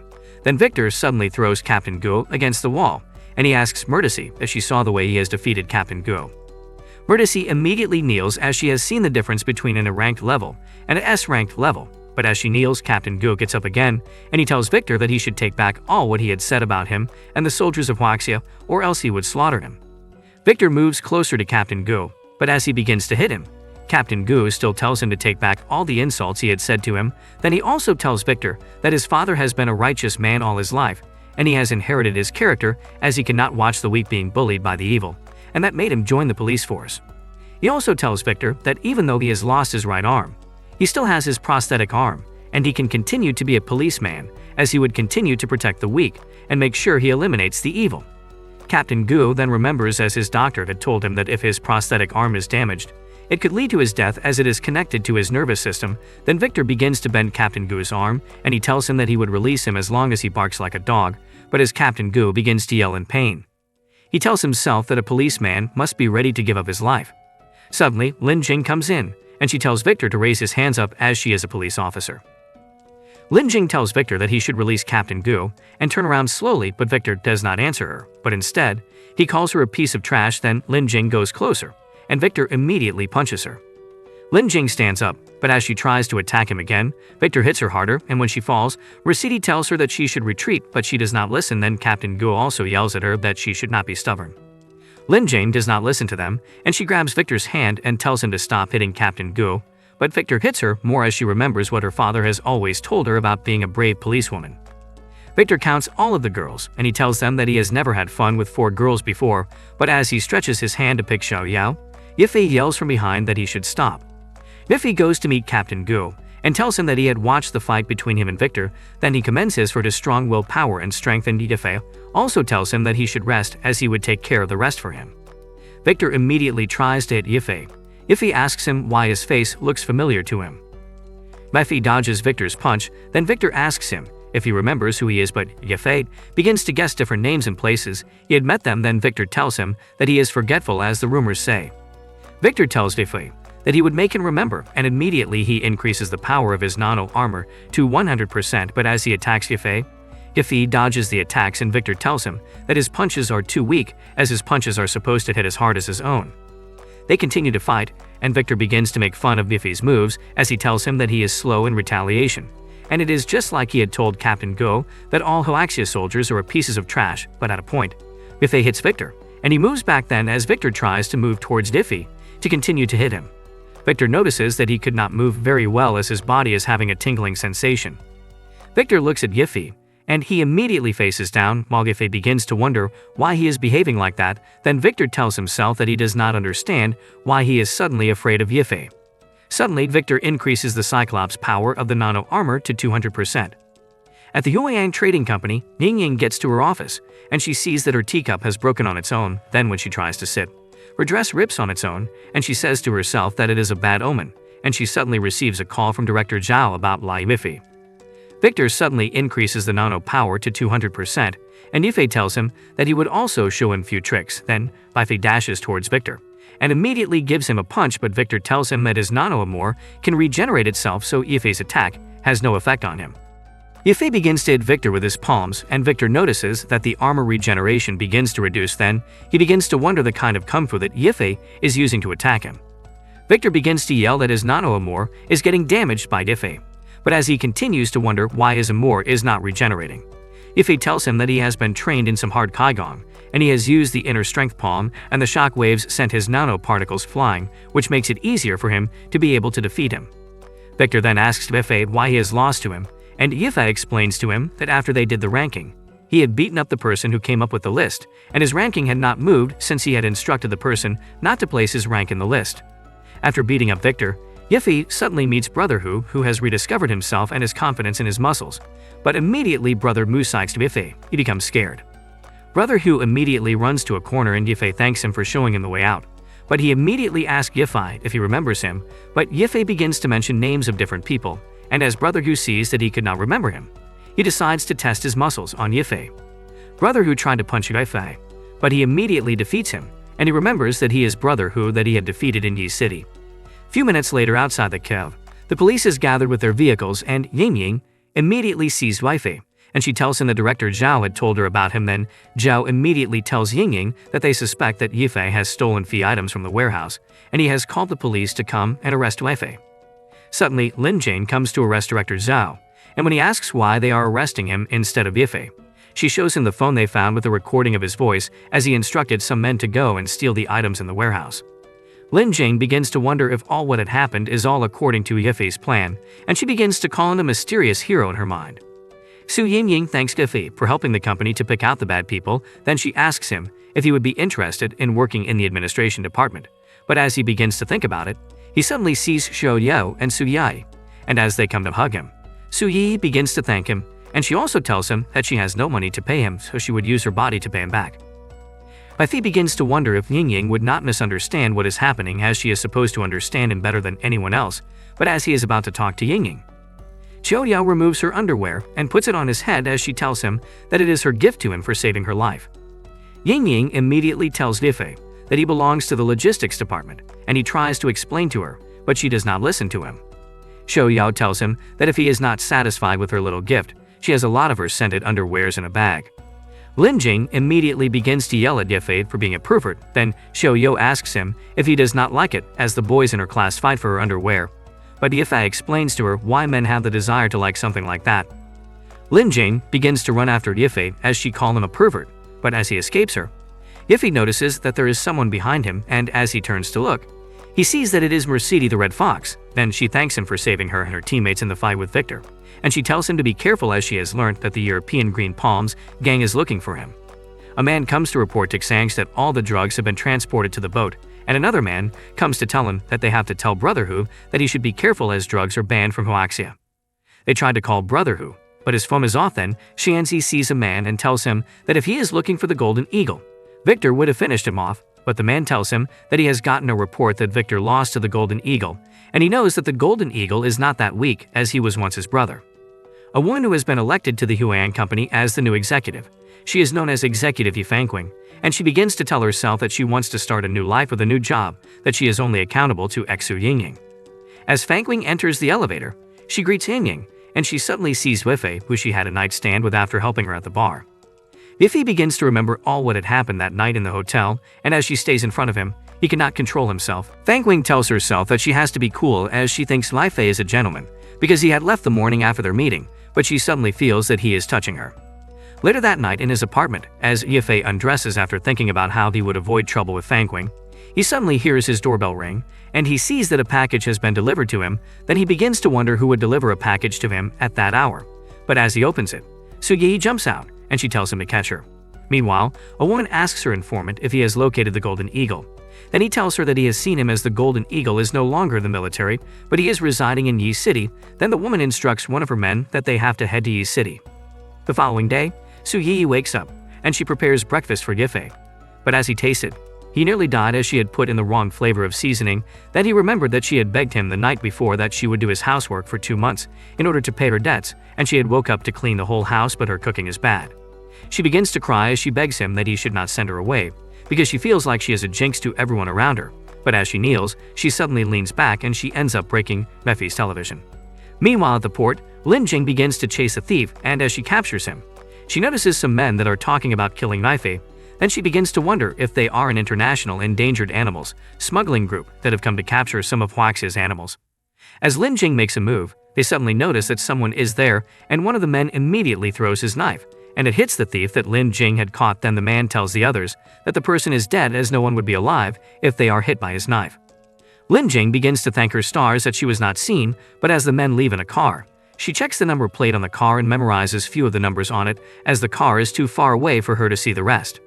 Before going to work, Yifei notices that he has forgotten his phone, and as he tries to go and get it from his apartment, he notices that Su Yi has taken the key so that she would go and duplicate it. Then Yifei tells himself that he would just pick the lock, as he had learnt it during his time in the military.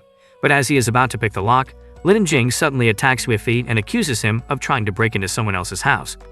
Yifei tries to explain that it is his house, but she does not listen to him.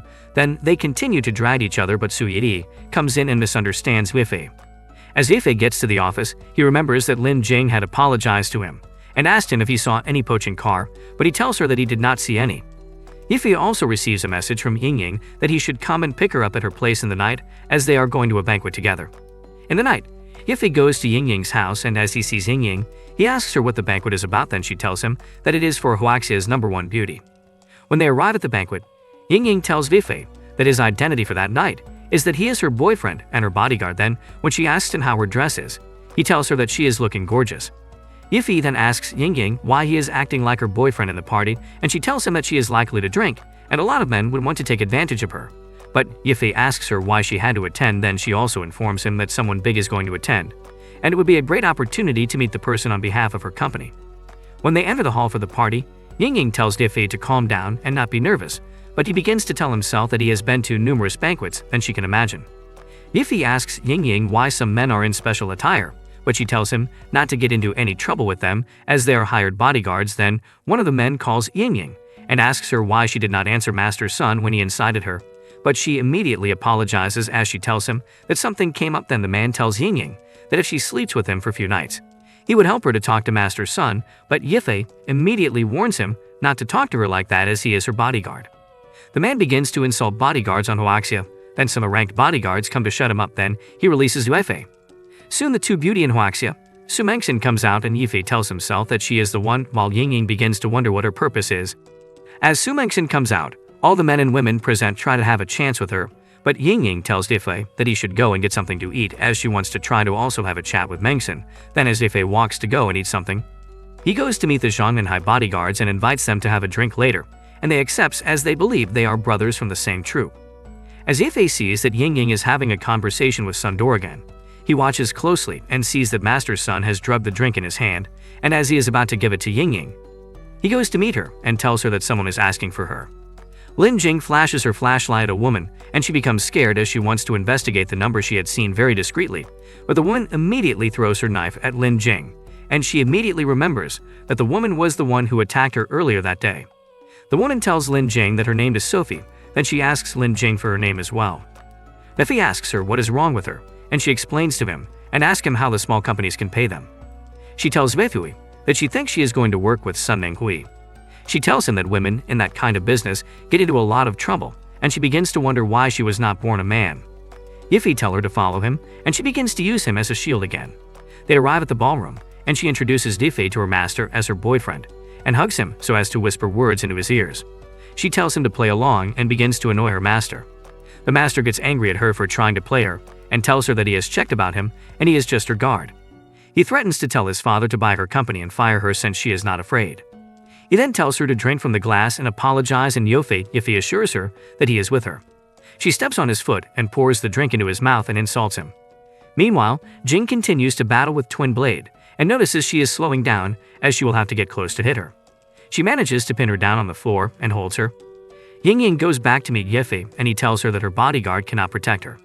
She tells him that the drug he is taking effect, and he informs her that women are his toys in this city and insults Mengxin. Suddenly, Mengxin appears behind him and tells the mayor that she was just walking around, and she heard some interesting things. He begins to deny, but Yifei tells him that if he has forgotten, he will help him say all he has said.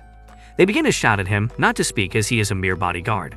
Su immediately permits him to speak, and Yifei insults him and begins to mention all he said, even regarding Miss Su.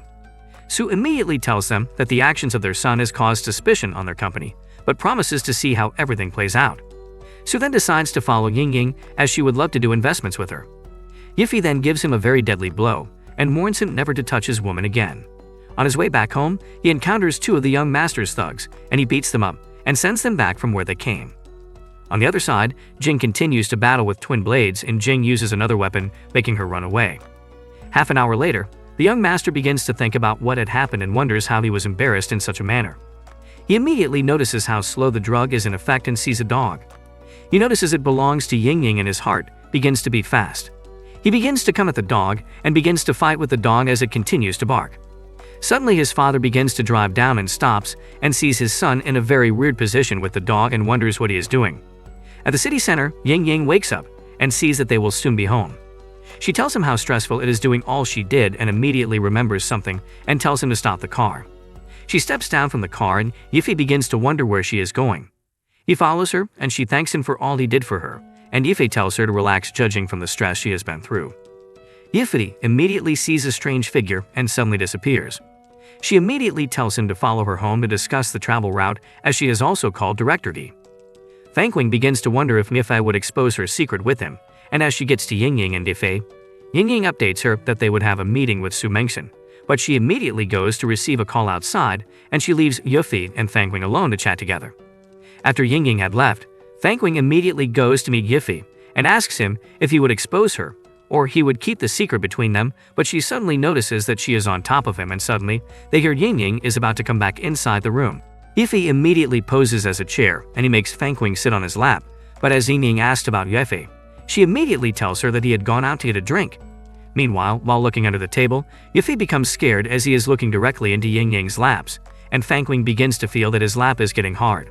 At Story Park, the man with the broken nose goes to the restroom, and as he checks himself in the mirror, he tells himself that he is not going to be a thief anymore, but he is going to get his revenge at the two women who wrecked his beautiful nose. But as he gets outside, he sees Lin Jing, who tells her team member that she has just finished patrolling the park.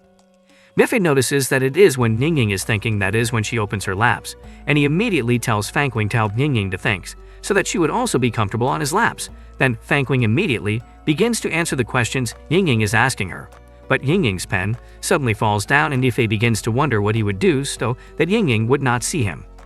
He begins to think that if he comes out and gives her the pen, she would misunderstand him, but as she is about to take the pen, Fangqing immediately distracts her by throwing her own ring on the floor, and she immediately yells at Yingying that she should quit, help her to pick the ring.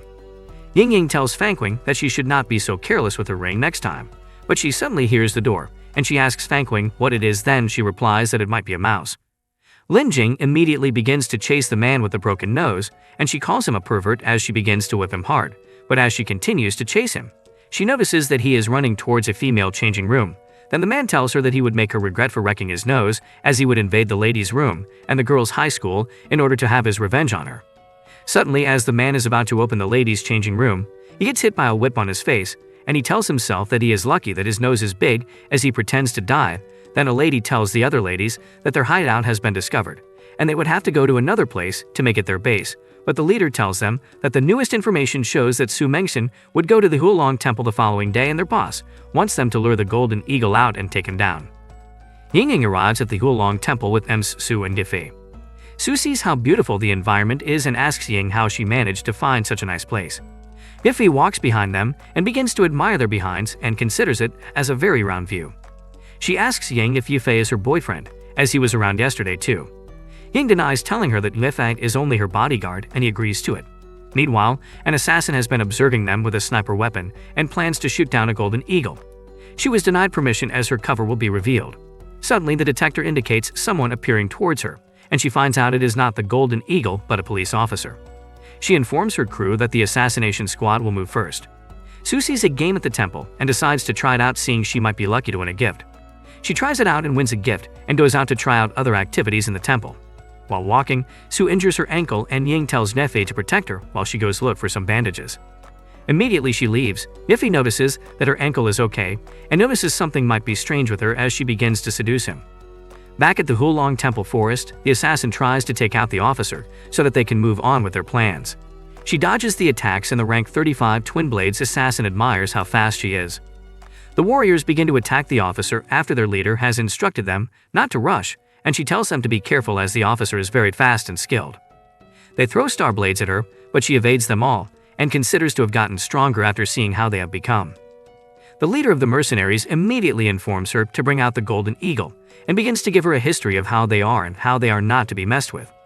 The officer becomes surprised on hearing that they are the international hunting group, but wonders what kind of eagle they are looking for, as their country has no such eagle. Back with Yiffei and Su, she tells him that it has been a long time since they saw each other, and Yiffei thanks her for not revealing his identity to Ying. She understands him but asks him why he is working with a tiny member. Yiffei in reply tells her that he has been in the Flying Eagle squad for 5 years and he has done a lot for his country. He also asks her what she is looking for in the old city. She tells him she is tired and her identity has been revealed, and she cannot do the job anymore but only faces herself now. Su immediately asks him if he still smokes, and he tells her that he is still like other men that like women and drinking. Su immediately hops at his back after he asks her if she is disappointed at him, but instead she requests he carry her to see the view. 10 minutes later at the Dragon Temple Hills, Yifei carries her to see the view and she tells him not to look back, but he should also enjoy the view as she remembers a previous moment she once had with him. She reminds him of how he carried her across while they were being attacked on a mission and tells him that it was the first time in her life she was in real danger. She asked him if he knew what would have happened if she was captured, but she was saved by him when they jumped into a river, and he used her thorn clothes to deceive the men. Yifei tells her that it was an emergency, but she tells him that she is thankful to him. But the way he acts is so gutsy, as he had guts to do that to her. She tells him that although she was safe and her location was revealed, her father took it out of many people, and she heard he has retired, maybe he had been implicated. She informs her that that is not the reason why she retired, and she should be rest assured. She becomes glad that he did not retire due to something she caused and asks him the main reason why he retired. Yifei tries to explain and notices a bullet coming towards him and dodges it. The assassin immediately orders her men to bring Su Mengson over and tells Twin Blade not to be scared as she is certain that Golden Eagle will come find Su once they have her captured. While they were both discussing, she hears a shout from one of her men for help and looks into her sniper weapon, only to discover that Yifei is gone. She begins to look for him, and they both begin to wonder if the bodyguard is a Golden Eagle. She shoots at him and notices he has dodged the attack and leaps toward him to kill him as he has suddenly appeared. She immediately remembers when she was having practice and remembers that Twin Blades have once informed her that she will soon meet the person who could dodge her bullet. She tells him that she will not give up and brings out a blade and attempts to strike Yifei, but he uses his hands to block the attack and breaks her knife into two.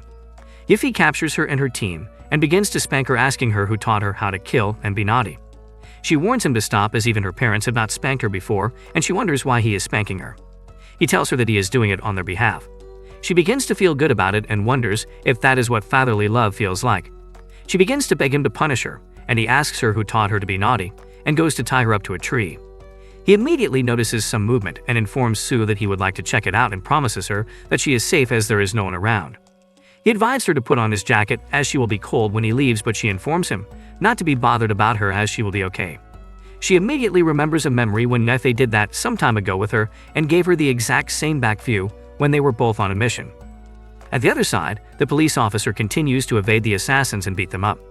The Twin Blade mercenary immediately uses her sword to cut her, and Yifei sees what is happening from afar. She considers the officer to be a B level, but pretty good to be able to block all her attacks. Jing notices that she is a level 8, and she is still not giving up and promises to get her arrested.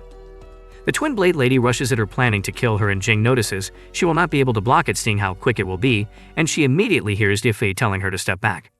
Jing immediately dodges the attack once more, and she begins to wonder who is talking in the bushes. Jing looks back and notices it's Yifei from the other day, and Yifei notices that she does not recognize him and decides to help her out, seeing she is in trouble. Suddenly a nun comes in and orders Twin Blade to leave, telling her that she is needed by Blood Fox. Twin Blade leaves and the nun immediately removes her robes, bringing out a chainsaw. Jing asks her why she took off her robes and to look at how badly she dressed, but she informs Jing that she is not a nun as she only faked as one for the sake of the mission and rushes after Jing. Twin Blade immediately goes after Ying and he tries to hit her and immediately stops and notices that she is a woman. This makes her identify him as a Golden Eagle because he never hits women, and she tries to attack him. She tries to use her sword to hit him, but Yifei dodges her attacks and she immediately sits on his face, making Yifei very surprised. 15 minutes later, she becomes shy and Yifei introduces himself as a security guard and asks her who she is. She tells him not to change the subject as she is aware that he is a Golden Eagle and she is the guard captain of the Blood Fox assassination team and she has come to take his life. He tries to change the topic again, but she warns him and tells her that she is aware that the Golden Eagle does not attack women. He tells her that he does not like to see women cry and that is why he does not like to kill them. She immediately notices him looking away and orders him to look at her and speak. Yifei immediately tells her that she has peed on herself and he could not look, and she becomes surprised. Meanwhile, Jing still continues to evade attacks from the Red Widow and notices Twin Blades crying and running towards her. The Red Widow asks her what is wrong and notices that 2 against 1 will not be a fair fight, and she decides to leave. Jing runs towards Yifei and asks him to teach her and be her master, and he runs away because he does not want her to recognize him. Jing begins to wonder why he is running and goes after him. She sees that he is in a very weird position with Su and immediately goes to hit him, calling him a pervert. He immediately wonders why she hit him as he was only helping her to wear her heels, and Jing immediately apologizes to him as she thought he was doing something else. Jing immediately sees the white shirt and informs him to stop and begins to question him.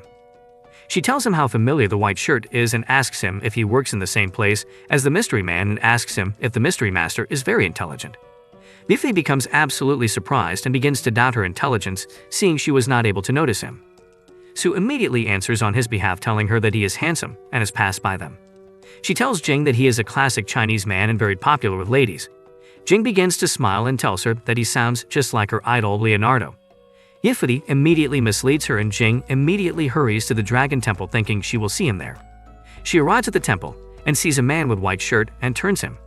She sees that it is not the man she wanted to see and she sees a man who has been pretending to be a priest to scam people and she begins to pursue him. Su immediately asks him if he left her to save Jing and Yiffei tells her that it was urgent. She tells him that it is fine as that is why she loves him and begins to wonder what she said. Ying immediately returns and asks him if he took care of Su, and he responds positively telling her that she is the empress. While they begin to talk business, Blood Fox begins to observe him from the top of a hill and begins to ask Sweet Sniper and Twin Blade about him.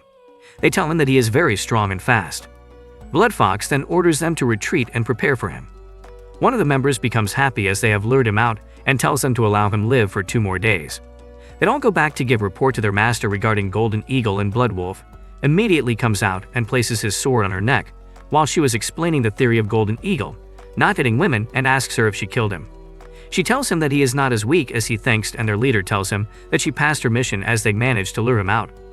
He then asks Blood Wolf how confident he is on taking him down, and he tells his brother that Golden Eagle was his ex-team member and he has 100% confidence in killing him. Yiffei begins to drive and the lady with him immediately tells him to look at the road because she notices him staring at her. Yiffei begins to talk about her marriage life with her as they go to deliver documents to the headquarters. She fills him up on a secret and he promises not to reveal it to anyone forever. They arrive at their destination and he tells her that he will wait outside while she goes in to drop the documents. He immediately picks up his phone and calls Su and tells her to come pick him up as he has a bad news about Xuan Ying and promises to talk in details when they meet. He immediately sees Su Wan and notices she is battling with her guard carrying her bags. She immediately sees Yiffei and orders her to carry her stuffs, seeing he is very handsome. Yiffei apologizes as he is only the branch's driver and he cannot help her. She threatens to get him fired and orders her security guard to talk to him. Yiffei sees that it is one of his friends and allows her to leave so they can talk. He warns him about Juan and tells him not to get on her bad side while they carry her things and follow her. Yiffei immediately stops and sees Director He being insulted by Juan. Juan insults her and asks her why she dares show up in front of her while Yiffei and Juan stand watching. Suddenly, Chen comes in and Juan asks him why he's so slow, and he apologizes to her and asks her why she is here. Juan asks him what he is doing there, seeing that she was his former wife, and she holds him by his tie. She immediately switches and tells him that she just came to deliver a piece of information, and she must take a step back in advance. She then goes to tell Dee that she will be getting married to Chen next week, and she immediately congratulates her. She also tells her that Chen licks her toes when they go to bed and asks her if she has ever enjoyed it. Tuan continues to humiliate Director He and tells her to allow her to slap her, and she will allow the director to stay in the office as before. The director refuses and Tuan still ignores and begins to beat her up. Suddenly, Yiffei puts on a mask to hide his identity and slaps Tuan, preventing her from hitting the director. Tuan calls for security after wondering if he is a superhero. The captain of the security comes in and threatens to kill him since he harassed their president. Yiffei beats them up, including the head of security, making him to apologize instantly after being bruised all over. He also gives Chen a punch for Missy and begins to spank Tuan for her bad behavior and leaves, and Tuan begins to admire his palm technique. Director He begins to laugh and wonder how he was able to pull it off. He tells her that he got the mask from what he used to carry her belongings, and she sees the mask to be so funny and begins to laugh. She begins to cry and thanks him, seeing she is finally free, and places the mask on his head and tells him she wants to repay him for saving her and begins to kiss him. The second day, Yiffei arrives at the Wulong residence and admires the luxurious cars he has and begins to focus and remembers that Su informed him to look for her there. He enters and sees that it is a banquet and begins to feel bad as he did not prepare or wear something nice. He suddenly sees a table filled with food and plans to look for her after his belly is filled up. While eating, he sees Song Lianyo with Xinyu, and she asks him if he came for the banquet, seeing he is dressed funny, and asks him to have a drink with her since she is also waiting for someone. Everyone begins to talk about him not putting on a formal dress and begins to wonder who he is. Su Wan immediately arrives and wonders how he was able to get to the banquet, but he tells her that he came in looking for food, which makes the ladies consider him to be hilarious. Meanwhile, outside the residence, Miss Son arrives and asks if Sinyu and Lianio are present, and he is given an affirmative answer. He enters the banquet planning to tame the two girls. Song goes in the banquet and Duan sees him and plans to discuss the Huoyan company, but he pushes her away and ignores her. He goes over to her, and he sees her discussing with Yiffei and drags her to his side. He asks them why they rejected his invitation, and Duan immediately senses that there will be a scene and begins to wonder what Yiffei will do. He drags her and tells her to come with him, but she refuses, and Yiffei immediately grabs hold of his hand and informs him to let her go. Song begins to hear comments from the guests and becomes angry as he sees the girls give more attention to Yiffei instead of him. He attacks Yiffei due to jealousy, but Yiffei holds his hands and asks him if he started it. He threatens Yiffei with his status, but Yiffei insults him, telling him that the military raised a failure like him. Song becomes angry and tries to attack him. Suddenly, the head manager comes in, wondering who is making so much noise. Song tells the manager about how Yiffei is improperly dressed, making the manager inform him to leave the banquet. Sinchu also tries to eject Song from the ballroom, but the manager informs her that they are friends. Yiffei immediately tells them that he is not a guest of the evening, and they begin to wonder how he snuck in and begin to tell him to leave. Duan begins to wonder what Yiffei will do since he is being kicked out of the ballroom. Yiffei tells them that he might not be a guest, but he is friends with the owner of the ballroom and she has invited him over. The manager tells him that the boss never notified him that he was coming, making Yiffei wonder if Su Mengxian is really the boss of the event. Everyone in the ballroom begins to mock him, calling him a loser and telling him to leave the ballroom, and wonder how the two celebrities will hang out with people like him. Song orders him to get out as he is not even in his level. Suddenly, manager Zhao arrives and asks them who is going out, and sees Yiffei and goes to thank him for saving his miss, and also apologizes for coming late. Manager Zhao suddenly slaps his employee and tells him that he is a gentleman of Miss Su and fires him. He apologizes to Yiffei for all the trouble, and everyone in the ballroom becomes surprised. He also faces Song Zijiak and asks him what more he has to say, as he is a disgrace, seeing he trained him in the military. He instructs Song to leave and tells Yiffei that Su has been waiting for him, making Song angry. Song tells him that he was an elite that tried out for the Flying Eagle squad and he is not afraid of Zhao. He storms out with anger, and Yiffei immediately notices that he has once tried to join his squad and ignores him. The girls begin to admire him because of his character and begin to wonder who he is exactly. Zhao tells Yiffei not to worry about Song's threats, and they arrive at Su's office. Yiffei opens the door and sees Su in a very lovely attire, and she asks Yiffei if she looks good. Yiffei begins to apologize for barging in, as he did not expect to see her in such an attire. She mocks him and goes to change and throws her underwear to him. Yiffei picks it up and begins to admire her underwear and begins to wonder if she is hiding a wild personality inside. She tells him that the reason she called him was to inform him about the people going after the Ying Stranding Company, and it's her turn to help him. She tells him that she has invited all the people from all over the city so that he can make connections with them. They all begin to greet Su and talk about their plans to her. She tells them that Yiffei is her cousin and tells them to take care of him. They all begin to talk business with him, and Su thanks him and tells him to see it as a favor returned. Back at the Wulong residence, he goes to see Miss Su and sees a lot of men who have been waiting patiently for him. Yiffei goes in and sees the two ladies who were with him in the ballroom, and Su informs him that they are two famous hosts, and Yiffei tells them that they kept him in the dark. They tell him that he also kept them in the dark, as they did not know he was a member of the Su family. Su informs of the purpose of the meeting and asks if Chairman Sun would like to say anything, and he first of all apologizes to Yiffei on behalf of his grandson. Yiffei immediately notices Mengxian touching his thighs and becomes worried as she gets closer, as he is in a bad situation to give in. She immediately pinches him, and Yiffei asks Sun what he said again. Sun immediately thinks that his apology was not enough and promises to give him a luxurious car as a gift.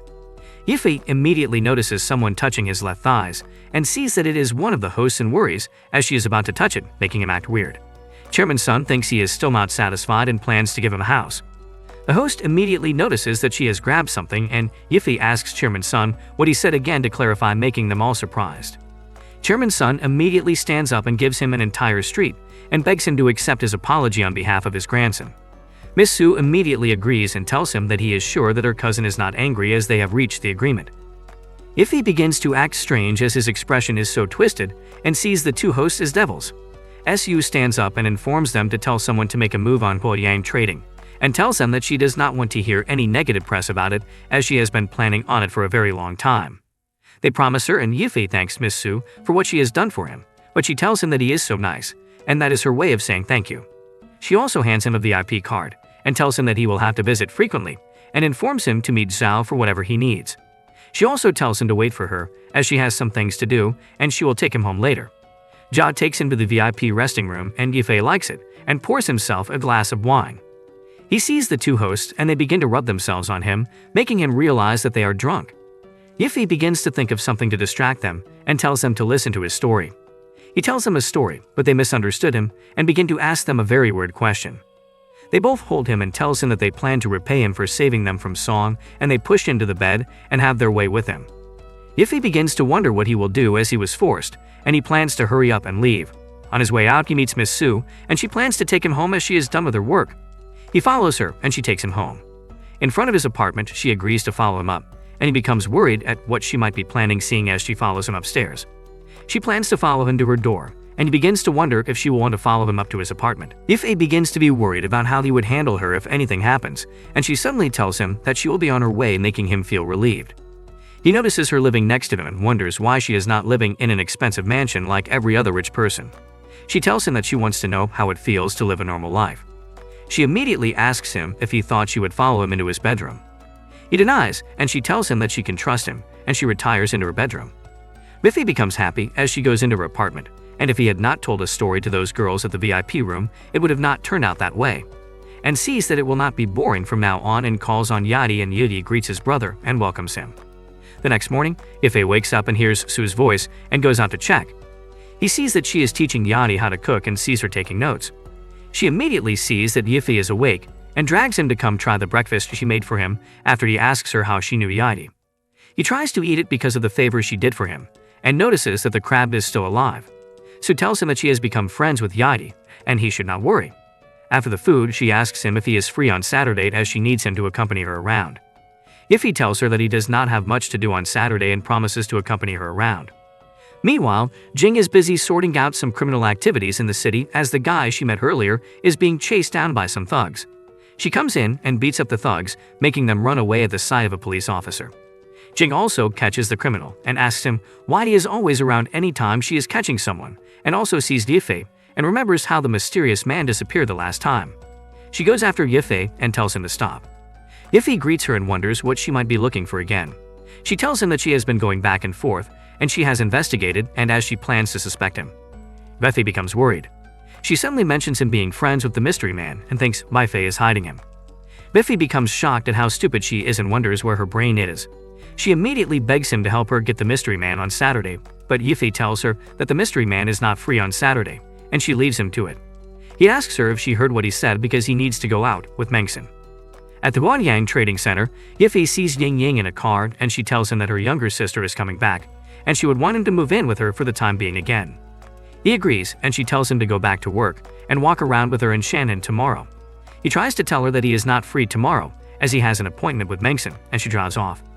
Yifei wonders what might be going on and wonders if it's the legendary Ultimate Ashura. Suddenly, the director comes in and asks him if he is free, and Yifei runs away telling her that he is not free. Yifei immediately decides to reject Ying Ying, no matter how much she begs because it's first come first serve, and he will not be partial. He immediately barges into her office and sees her in a very bad mood shouting at her staff and sees it's not a bad time and leaves her office immediately. He begins to wonder what he can do and plans to reject the police officer after work. He goes to the police station to try and explain to Jing, but she tells him that if someone tries to flake on her, she will whip him 100 times and send him to jail. He immediately ignores her and tries to go talk to Mengson. Yifei immediately falls to the ground as he cannot say no to her and considers himself a dead man. At the storage facility in the countryside, Song goes to see the Blood Fox and tells them to get Yifei killed, and Blood Fox becomes happy as he is someone they have been tracking for long and they finally have him. At Ying's mansion, Ying Ying's sister arrives and joins them since they have made food. Her dog suddenly jumps off her body and begins to run around. Ying immediately asks her sister how long she will be staying, and Shanshan tells her that she will be staying for a week. Yifei offers to help her take her luggage to her room, but she refuses and declines his offer. Yifei begins to wonder if she might be feeling embarrassed about the last time.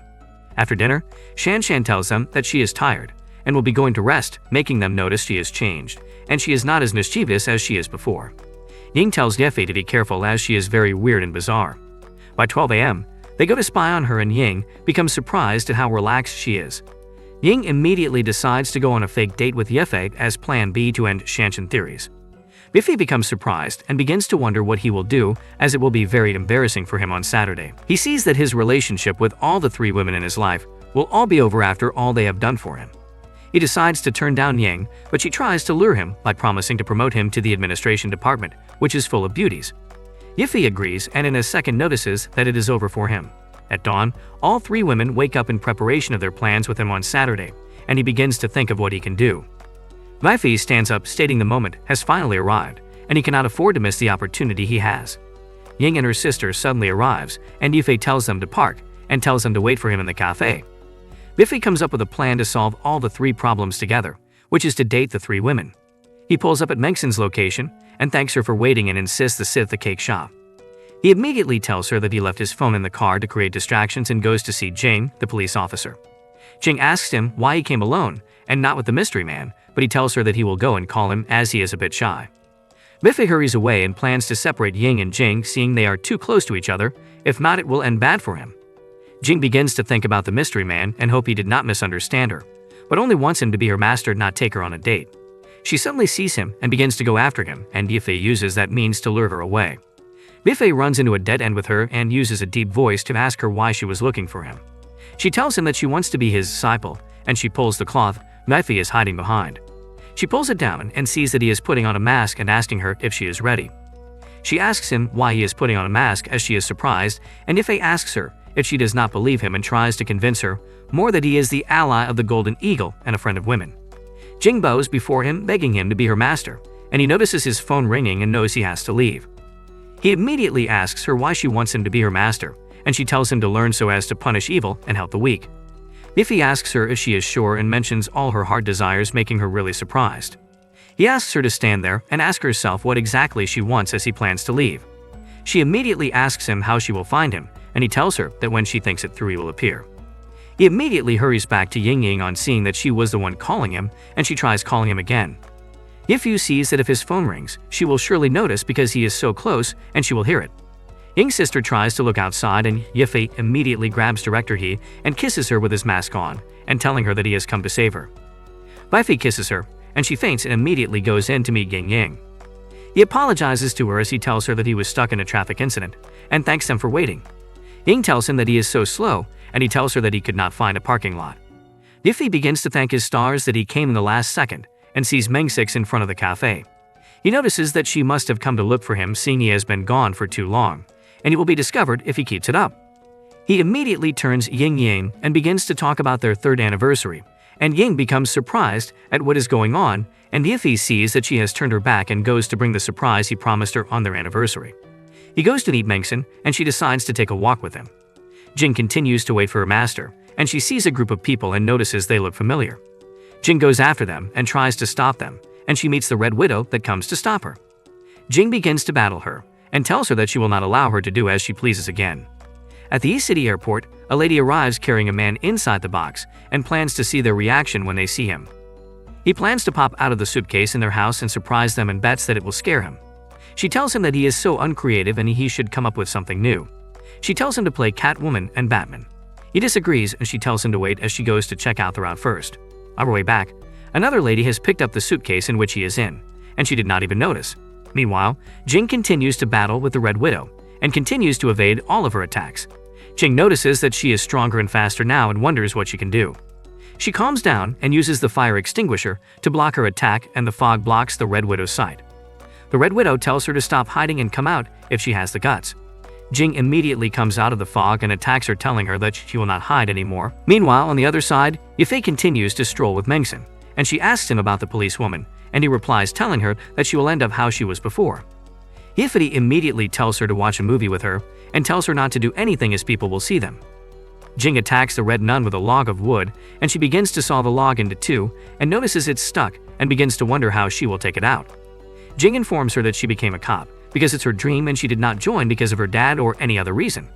She uses the log to pin down the Red Widow, and the widow asks her if she was scared of being sawed in half. Jing tells her that she will not be a cop, that she is scared of many things, and the Red Widow admits defeat. Yifei continues to enjoy his movie with Mengson and tells her that he forgot popcorn and uses the opportunity to sneak out again, and he immediately sees Ying Ying and her sister, and they tell him that they came out to find him, seeing that he is so slow. They tell him that they planned going to the movies where Mengson is and Ying decides to go in and asks him to buy the popcorn. He tries to stop her, but her sister holds him back and tells him that she is not allowed what happened that day to go, and she is aware that they are acting, and she will expose them as revenge for that day. Inside the theater, Shanshan begins to cry while watching the movie, and Yifei thinks she has forgotten her objective, and he sees that Mengson is directly in front of him and decides to be quiet. But if he thinks of how he will go to see Mengson, and Shanshan begins to suspect him as he does not know that Ying falls asleep in movies, and she sees him shaking his drink and wonders what he is doing while her sister is sleeping. Shanshan begins to think that her sister is faking her sleep to do that to him, and thinks that they cannot be faking considering what they are doing. Suddenly she sees a splash and becomes more surprised, thinking she did something else to him, and notices it splashed on her face. Yifei notices that it splashed on her face and tries to get it off, making Ying's sister think they kissed. She begins to wonder if she had made a mistake and doubting if they were a couple. Mengson looks back and sees two people making out, unknowing to her that it is Yifei, and begins to wonder where he has gone for so long. She tries to call him, and he quickly goes to meet Mengson since Ying is asleep. Mengson sees him and tells him that the couple behind her just made out, and she tells him that she does not like it and continues the movie. Yifei wonders if she was talking about him and considers the environment to be good. Mengson talks about killing a man doing exactly what Yifei is doing, and he suddenly becomes worried. Meanwhile, at a street, the lady who took the box is not aware that someone is inside, and she continues walking. The man in the box begins to feel heat and plans to take off his clothes since no one will see him. He takes off his clothes and decides to look out and notices another woman carrying him. He decides to put on his clothes but notices it is difficult for him, and the lady begins to call someone, and she is directed to the Flying Eagle cinema where Yifei and the ladies are. Yifei's uncle, who had hidden himself inside a box of luggage, finally reaches a stop. The lady pushing around the luggage comes to a stop at the Flying Eagle cinema. She then makes a call to someone talking about a package meant to be in the box of luggage. At this point, Yifei's uncle knows that if he stays any longer, he may end up not only being caught in the box, but also get caught naked in public. He weighs his options down and chooses to make a run for it. Yifei's uncle runs while using the box as cover. He ran so fast that the wind raised the skirts of young ladies nearby. He chooses not to look as this may slow him down. While running, Yifei's uncle nearly hits two girls who stood in the way, amazed by the sight of the moving box. Quickly he jumps with the box still covering his nakedness.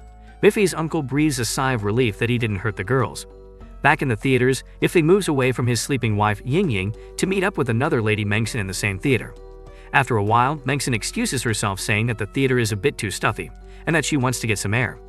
Mengson exits the theater. Yifei then goes back to his Ying, who at this point is still asleep. He checks up on Shanshan to see if she too is asleep, but receives a shocker. Shanshan had been awake since and was watching everything that went on between Yifei and Mengson. Shanshan asks why Yifei is hiding that he had been cheating on Ying. She also questions him about the piece of underwear she found in his suit, which didn't look like the one her sister Ying wears. At this point, Yifei is left dumbfounded with nothing to sit on anymore. His heart starts to race as he notices that Ying is about to wake from her sleep. Yifei instructs Shanshan to be quiet so she won't wake Ying up. Shanshan exclaims that it will be a great timing for Ying to wake up so that she will be able to shame him for the cheat he is. Shanshan wants to show the underwear Yifei was keeping in his suit to her sister Ying. Yifei begs and then cries out, saying that Shanshan should stop acting stubborn. Shanshan gets angry and reminds him of an affair that happened between them in the past. It finally dawned on Yifei that the affair is the only reason Shanshan wanted to expose him. Just as she's about to wake Ying up, Ying suddenly pushes Shanshan in the direction of Yifei. This forced movement brings about an involuntary kiss between Yifei and Shanshan. Seeing that the kiss made her calm down, Yifei proceeds to kissing her one more time. This time the kiss is even longer. As a result of this, Shanshan faints. Shanshan fainting had at least made her to be quiet. Yifei then uses the chance to go outside and meet Mengson again. He searches for some time before eventually seeing her. Yifei apologizes for keeping her waiting for so long. Mengson asks why Yifei would choose a romantic movie on their first outing together. Yifei, who had picked the movie randomly, noticed that the atmosphere was becoming rather more and more awkward than before. He tries to speak up but gets cut off by the sound of Ying's voice. Apparently she had woken up and left the theater. Yifei knows that Ying is close by, so he decides to be quiet for some time. He then hears the voices of Lin Jing and Fanking. Yifei remembers that he came with 4 dates to the theater. He quickly starts to reason who he will follow among the 4 women. Yifei is in a tight situation at this point. He wonders that the only thing separating him from the women was a rectangular garden. He reasons that if any of them should call his phone, then he will get exposed. Yifei quickly starts thinking of a plan that will get him out of his already tight situation. Meanwhile, Yingying grows more and more impatient. She asks Shanshan about Yifei's whereabouts. Shanshan knows full well where Yifei went, decides not to talk. Shanshan acts rather too awkward in her response to Yingying's question, and Yingying notices it. She calls Yifei on the phone, but just as she tries to phone him, Yifei shows up out of nowhere. Yingying asks how he had just appeared. Yifei quickly thinks of what to say. He couldn't tell her that he crawled through the garden to meet up with her. Yifei explains that he indeed left before the movie ended. He adds saying that Shanshan knew when he left. He proceeds to ask Shanshan, but she runs away without even answering the question. Finally, Yifei and Yingying are left alone. Yifei could finally breathe a sigh of relief. Yingying uses the opportunity to thank Yifei for the good time they had in the theater. The two have a brief conversation before Yingying takes the bold step. She asks if Yifei is ready to become her boyfriend. This move makes the atmosphere become very tense. Luckily for Yifei, his phone starts to ring. Yifei checks his phone only to see that it was Mengsen who had been calling. He makes up an excuse, saying that his phone had fallen into the rectangular garden. He then crawls under the garden, this time to Mengsen direction. At least, this is what he thinks till he puts his head outside the bush. Yifei finds himself looking at Fanking. It appears that he had gone through the wrong direction, which led him to Fanking be mistake. Yifei makes up an excuse which he plans to tell Fanking if she asks his reason for being at the theater. Fanking indeed asks what Yifei is doing in the theater. She inquires if he is on a date with another woman. Yifei convinces Fanking that he isn't on a date with anyone but was at the theater to do some business. Fanking believes him, then covers his face with a mask before kissing him. After the kiss, Yifei leaves through the bush one more time. This time he makes sure he goes to meet Mengsen, but is once again shocked. He goes to the wrong place once more. Yifei's uncle had been knocked out for about some time. When he finally wakes up, he sees himself still in the box, but this time he had already been seen naked. He had been naked throughout the time he passed out. He noticed a group of people had gathered and were taking pictures and videos of him. He wastes no time to flee the scene by running away. On his way out, Yifei's uncle notices a man carrying Shanshan. It appeared that the man had the intention of taking and keeping her hostage. He quickly tries to make the man come to a stop, but is interrupted by another sword-wielding man. The man attacks Yifei's uncle, but due to his reflexes he is able to dodge the attack. Yifei's uncle then proceeds to giving the man an attack of his. The battle continues back and forth, with neither Yifei's uncle nor the sword-wielding man showing any sign of giving up. At this point, Yifei's uncle takes things personal and attacks with full force. He isn't ready to let Shanshan, who he termed as his daughter, get kidnapped right in his front. The swordman decides to unveil one of his best strikes on Yifei's uncle. He called it the Crescent Slash. Yifei's uncle is stunned that the swordman could unleash such a strike. He makes sure he dodges the attack before unleashing one of his own. Yifei's uncle called this particular attack the Tank Punch. The punch connects, making the sword held by the man to leave his hand. Seeing that the man had been disarmed, Yifei's uncle rushes in to try and finish the battle, but gets kicked by the man. The kick is so powerful that it takes Yifei's uncle into a garden. Of course, the garden is the same one in which Yifei was battling with his dating issue. Meanwhile, Yifei meets up with Lin Jing. She doesn't really know him without his mask, so Lin gets confused. Yifei then turns her attention to his uncle, who at this point is in the air approaching the garden. Yifei uses the opportunity to put on the mask. Lin tries to remove the mask from his face, but is shocked when she sees another mask under the first mask. Yifei begs her to help him since there is a group of criminals nearby. Lin agrees, saying that he should make her disciple. Yifei agrees after weighing his options. He then proceeds to assigning Lin with her first mission. The first mission given to Lin is to help evacuate both Yingying and Fanking, while he will evacuate Mengsen. Lin wastes no time to go execute the plan. Yifei, on the other hand, moves towards Mengsen. He had a reason to believe that the criminals could as well want to capture Mengsen. Yifei tells Mengsen to follow him, but is stopped when he sees a group of men approaching him. He tells her to wait, alarming her about the current danger. Lin, on the other hand, executed her own part of the mission successfully. Yifei's uncle looks through the bushes and sees Yifei holding onto Mengsen. He asks himself if Yifei had actually been dating another lady. He starts to rethink the way he had thought of Yifei after knowing that Yifei is indeed a player. Seeing that the three women were gone, Yifei's primary goal is to make sure Mengsen is safe at all cost. Yifei starts to think that his operation date will actually become successful, but is brought back to reality by his uncle, who tells him to stop what he is doing. Yifei is shocked that his uncle was also at the theater too. He quickly alarms his uncle about the crowd that was forming due to his uncle's naked status. Just then, Yingying and Fanking come towards Yifei. They ask why Yifei is with Mengsen.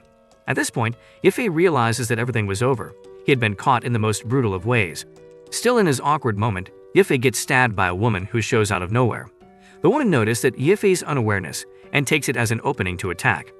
The rest are all shocked as they worry about Yifei. Yifei's uncle states that Atlas, the moment he had been waiting for, had come finally. He states the woman with her cape is the same person that took Shanshan away. Yifei is surprised to hear that Shanshan had been abducted. Yifei's uncle tries to attack, but is stopped by Yifei, who tells him to watch out for Yingying and the others. He also begs that his uncle take them to somewhere safe while he faces the lady. Yifei promises to bring Shanshan back by any means possible. Yifei's uncle tells Yifei to make it back alive. The caped woman assures that none of them present will make it out of there alive. Yifei asks why she wanted to kill them. The woman explains that her boss is the little brother of Stika guy Diffla killed in the Congo forest earlier. She then proceeds to attack him, but is stopped by Blood Eagle, who questions her for disclosing the plan to an enemy. Yifei calls her an idiot for telling an enemy, who she isn't sure is dead, yet the secret of her plan. He then takes out the knife from his back, the same knife she used to stab him. She is shocked to see that there's no wound on his back. The Blood Eagle tells the caped woman to go after the others while he takes care of Yifei.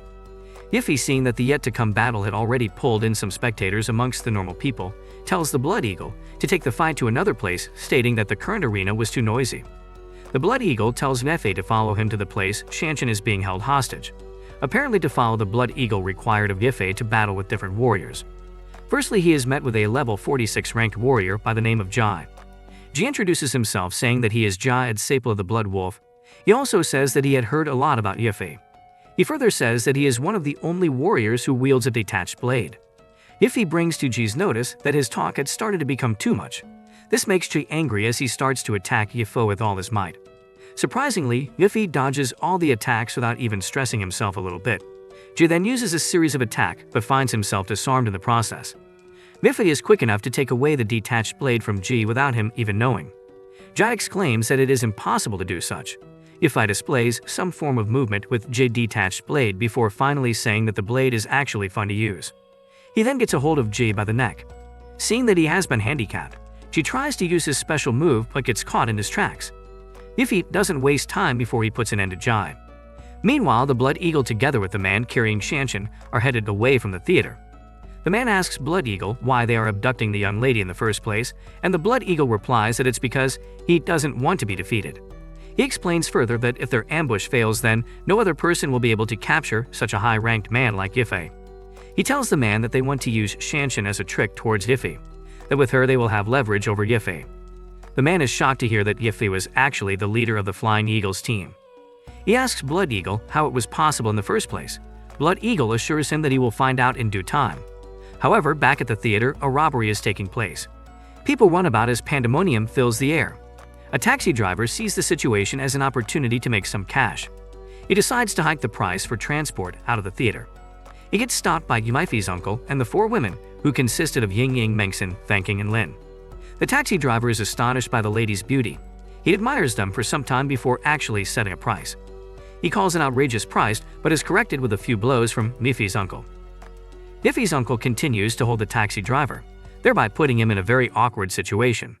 The ladies don't understand what's actually going on, so they try to interpret by themselves. Mengxin gives a theory that maybe Yifei's uncle is not planning to follow them and leave the theater. Meanwhile, the taxi driver glances at some old memories of his. The taxi driver had been a pilot flying a fighter jet. He remembers the incident that led to him coming to the theater. The same incident that put him in the state he is in at that point. Seeing this, Yifei's uncle tells the ladies that he cannot leave the theater with all the robbers terrorizing the place. He tells them that he has to stay and fight. Just then the caped woman comes again, this time with 4 armed men. She tells Yifei's uncle that the assassination team can't leave any target alive. While she's still talking, Yifei's uncle disarms all the 4 men. Not only does he disarm them, he even collects a piece of clothing from one of them. Yifei's uncle appreciates the fact that he is also a trained personnel and is eager to take them down. Seeing that he may be handicapped or stuck in a tight corner, Yifei's uncle decides to draw the robbers into the forest. He literally runs towards the forest, telling them to come after him if they are brave enough. The caped woman watches with pleasure as her men run into the forest, knowing fully well that Yifei's uncle is about to struggle for his life. Meanwhile, Yifei and the Blood Eagle finally have a face-off. Yifei queries the Blood Eagle for leaving the Flying Eagle squad to turn into a terrorist. The Blood Eagle replies, saying that they can't be 2 leaders in a team. Yifei talks about how they used to be best friends till Blood Eagle decided to turn into a life of crime. Yifei cuts the chatter short, saying that they will continue the talk later. All he wanted at this point is to retrieve what was taken from him. The Blood Eagle doesn't agree to let Yue take back Shanshan, which causes a battle between the two men. The Blood Eagle sends one of his warriors who is an S-rank level 45 soldier by the name of Chop to attack Yue. Chop begins with a strike but gets blocked by Yue, who overturns the attack. Yue then issues an attack of his own, but unfortunately it doesn't have any effect on Chop. It appeared that the armor worn by the Blood Eagle mercenary actually absorbs power from any attack or strike. Chop then converts the absorbed energy and uses it on Yue. He tells Yue that no matter the amount of strikes or attacks that he will still be the winner of the battle. Chop then thrusts forward to attack Yue once more. The battle seemed endless as the two former best friends continued to attack themselves. Chop has a leverage due to the armor he is putting on. Meanwhile, the Blood Eagle just watches the battle go down. The armor seems like a cheat to Yue, as all the power he is using to attack Chop is being used against him. Yue tries different ways and strikes, but each one proves useless against the armor of Chop. Chop tells Yue to give up, saying that he is going to win for sure. The Blood Fox Squad, which is the team on which the Kate Woman, the Blood Eagle, Chop and so many others are in, is an assassination squad. Probably one of the most terrifying in Southeast Asia. The recruits get trained in places such as the forest and are trained to be skilled in assassination. The squad itself had been involved in politics. The Kate Woman keeps in touch with her squad who had followed Yue's uncle into the forest. She doesn't have any doubt, knowing that the squad were trained in the forest, and so knew the whole place from front to back. Little did she know that Yue's uncle had even more experience than the Blood Fox Squad when it comes to the forest. She finds out when the whole squad that followed Yue's uncle into the forest is wiped out by Yue's uncle. Yue's uncle had to use ammunition and some explosives to get the job done. It had been a while since he had been in contact with such devices. The smell of these devices brought a lot of joy to Yue's uncle, and also reminded him of the days when he was still fighting. The Kate Woman decides to send more troops to attack Yue's uncle in the forest. Unknown to her again that Yue's uncle had set traps all over the place, thus making it hard to make a step without being hit by one of the traps. When the squad members started noticing the traps, they start to become more careful. Yue's uncle, after seeing thus, decides to end things by himself. He uses a gun to shoot the remaining squad members. By so doing, he takes the life of each and every one of them present at the forest. The Kate Woman just stands in disbelief as she watches the downfall of all her troops. Meanwhile, Yue had come up with a way of defeating Chop. Rather than using his inner energy, which will end up being absorbed by the armor, Yue uses some outward force. The force dismantles the armor. Chop is shocked to see this. Yue doesn't waste much time before destroying the whole armored suit, thus rendering Chop powerless. Yue then faces the Blood Eagle once more. At this point, he doesn't want another distraction to interrupt them, but unfortunately he gets interrupted. A lady police officer, seeing that guns were involved, decides to use her police officer instinct to rescue any person who is able to flee from the scene. She comes across a woman who looks ill. She decides to help the woman out of the place. Unknown to police officer that the woman is actually part of the WoW robbery and is working with the Blood Fox Squad. She carries the woman in her arms. She then asks the woman if she could check her body to see what the problem is. The woman refuses, as she had hidden a knife which she planned to use to stab the police officer once she drops her. The police officer offers to help take her out, and without the woman giving her any approval, she takes to her heels, charging forward with the woman still in her arms. Due to all the running and being hit by people on the way, the woman has the urge to pee but doesn't know how to tell the police officer. Meanwhile, a group of heroes are seen hurriedly running to the theater. They had received a distress signal from the place stating that a robbery was currently going on. The group of heroes' main objective is to first and foremost evacuate the civilians to a safe place before facing the immediate threat.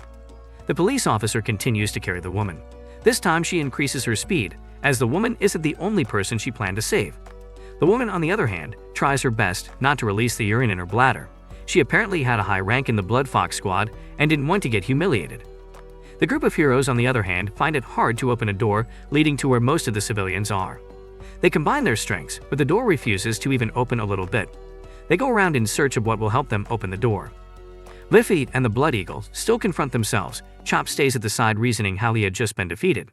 Chop tries to understand how Yue defeated the full attacking team all by himself.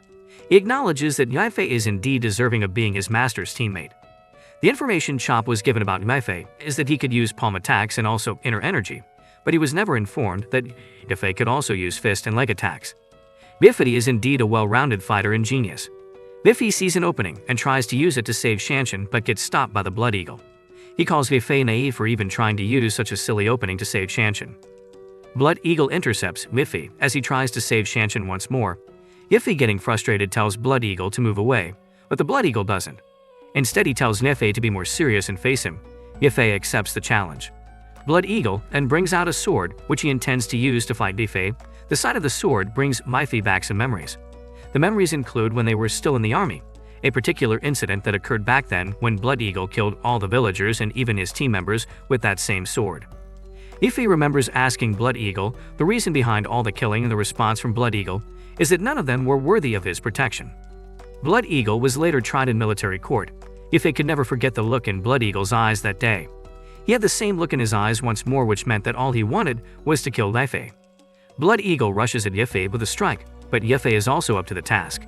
He dodges the attack, lamenting that it was actually a very quick strike. Meanwhile, back at the theater, the police officer continues to carry the woman who is identified at this point as Twin Blade, an infamous assassin known for her venomous ways. She is known as the No. 1 assassin below the S rank, but had killed a lot of S-ranked personnel in the past. It won't be difficult for her to take down the cop, but due to her current state, it may be difficult for her. Twin Blade cannot take the stress anymore, so she decides to talk to the police officer on her current situation, which is her full bladder. The group of heroes decide to gather the civilians they can find in the building. They see that the only way to leave the building is through the door, the same door that proved hard for them to open. They continue to try to open the door one more time. They get a surprise by one of their kind, who uses a burst of his energy to open the door. Finally, the burst of energy is enough to open the door. The civilians are then rushed out of the building that is about to explode. Meanwhile, one of Twin Blade's counterpart by the name of Sweetie had been following both Twin Blade and the police officer for quite some time. Sweetie sees some liquid floating in the air. This is the same liquid that float whenever Twin Blade perspire, meaning that she is about to act.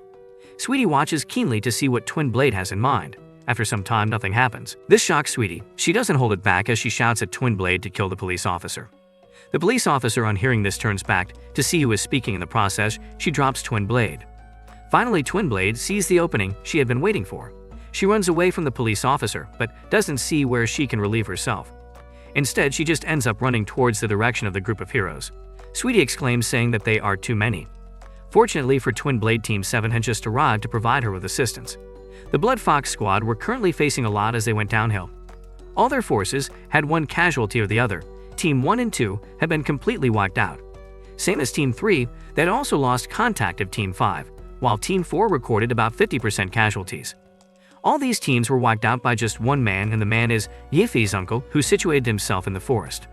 The Kate woman loses her patience and enters the forest to take care of Yefei's uncle by herself. Yefei's uncle tries to use some traps to catch her, but the Kate woman is up to the task. At this point, Yefei's uncle notices that the Kate woman is evenly matched with him.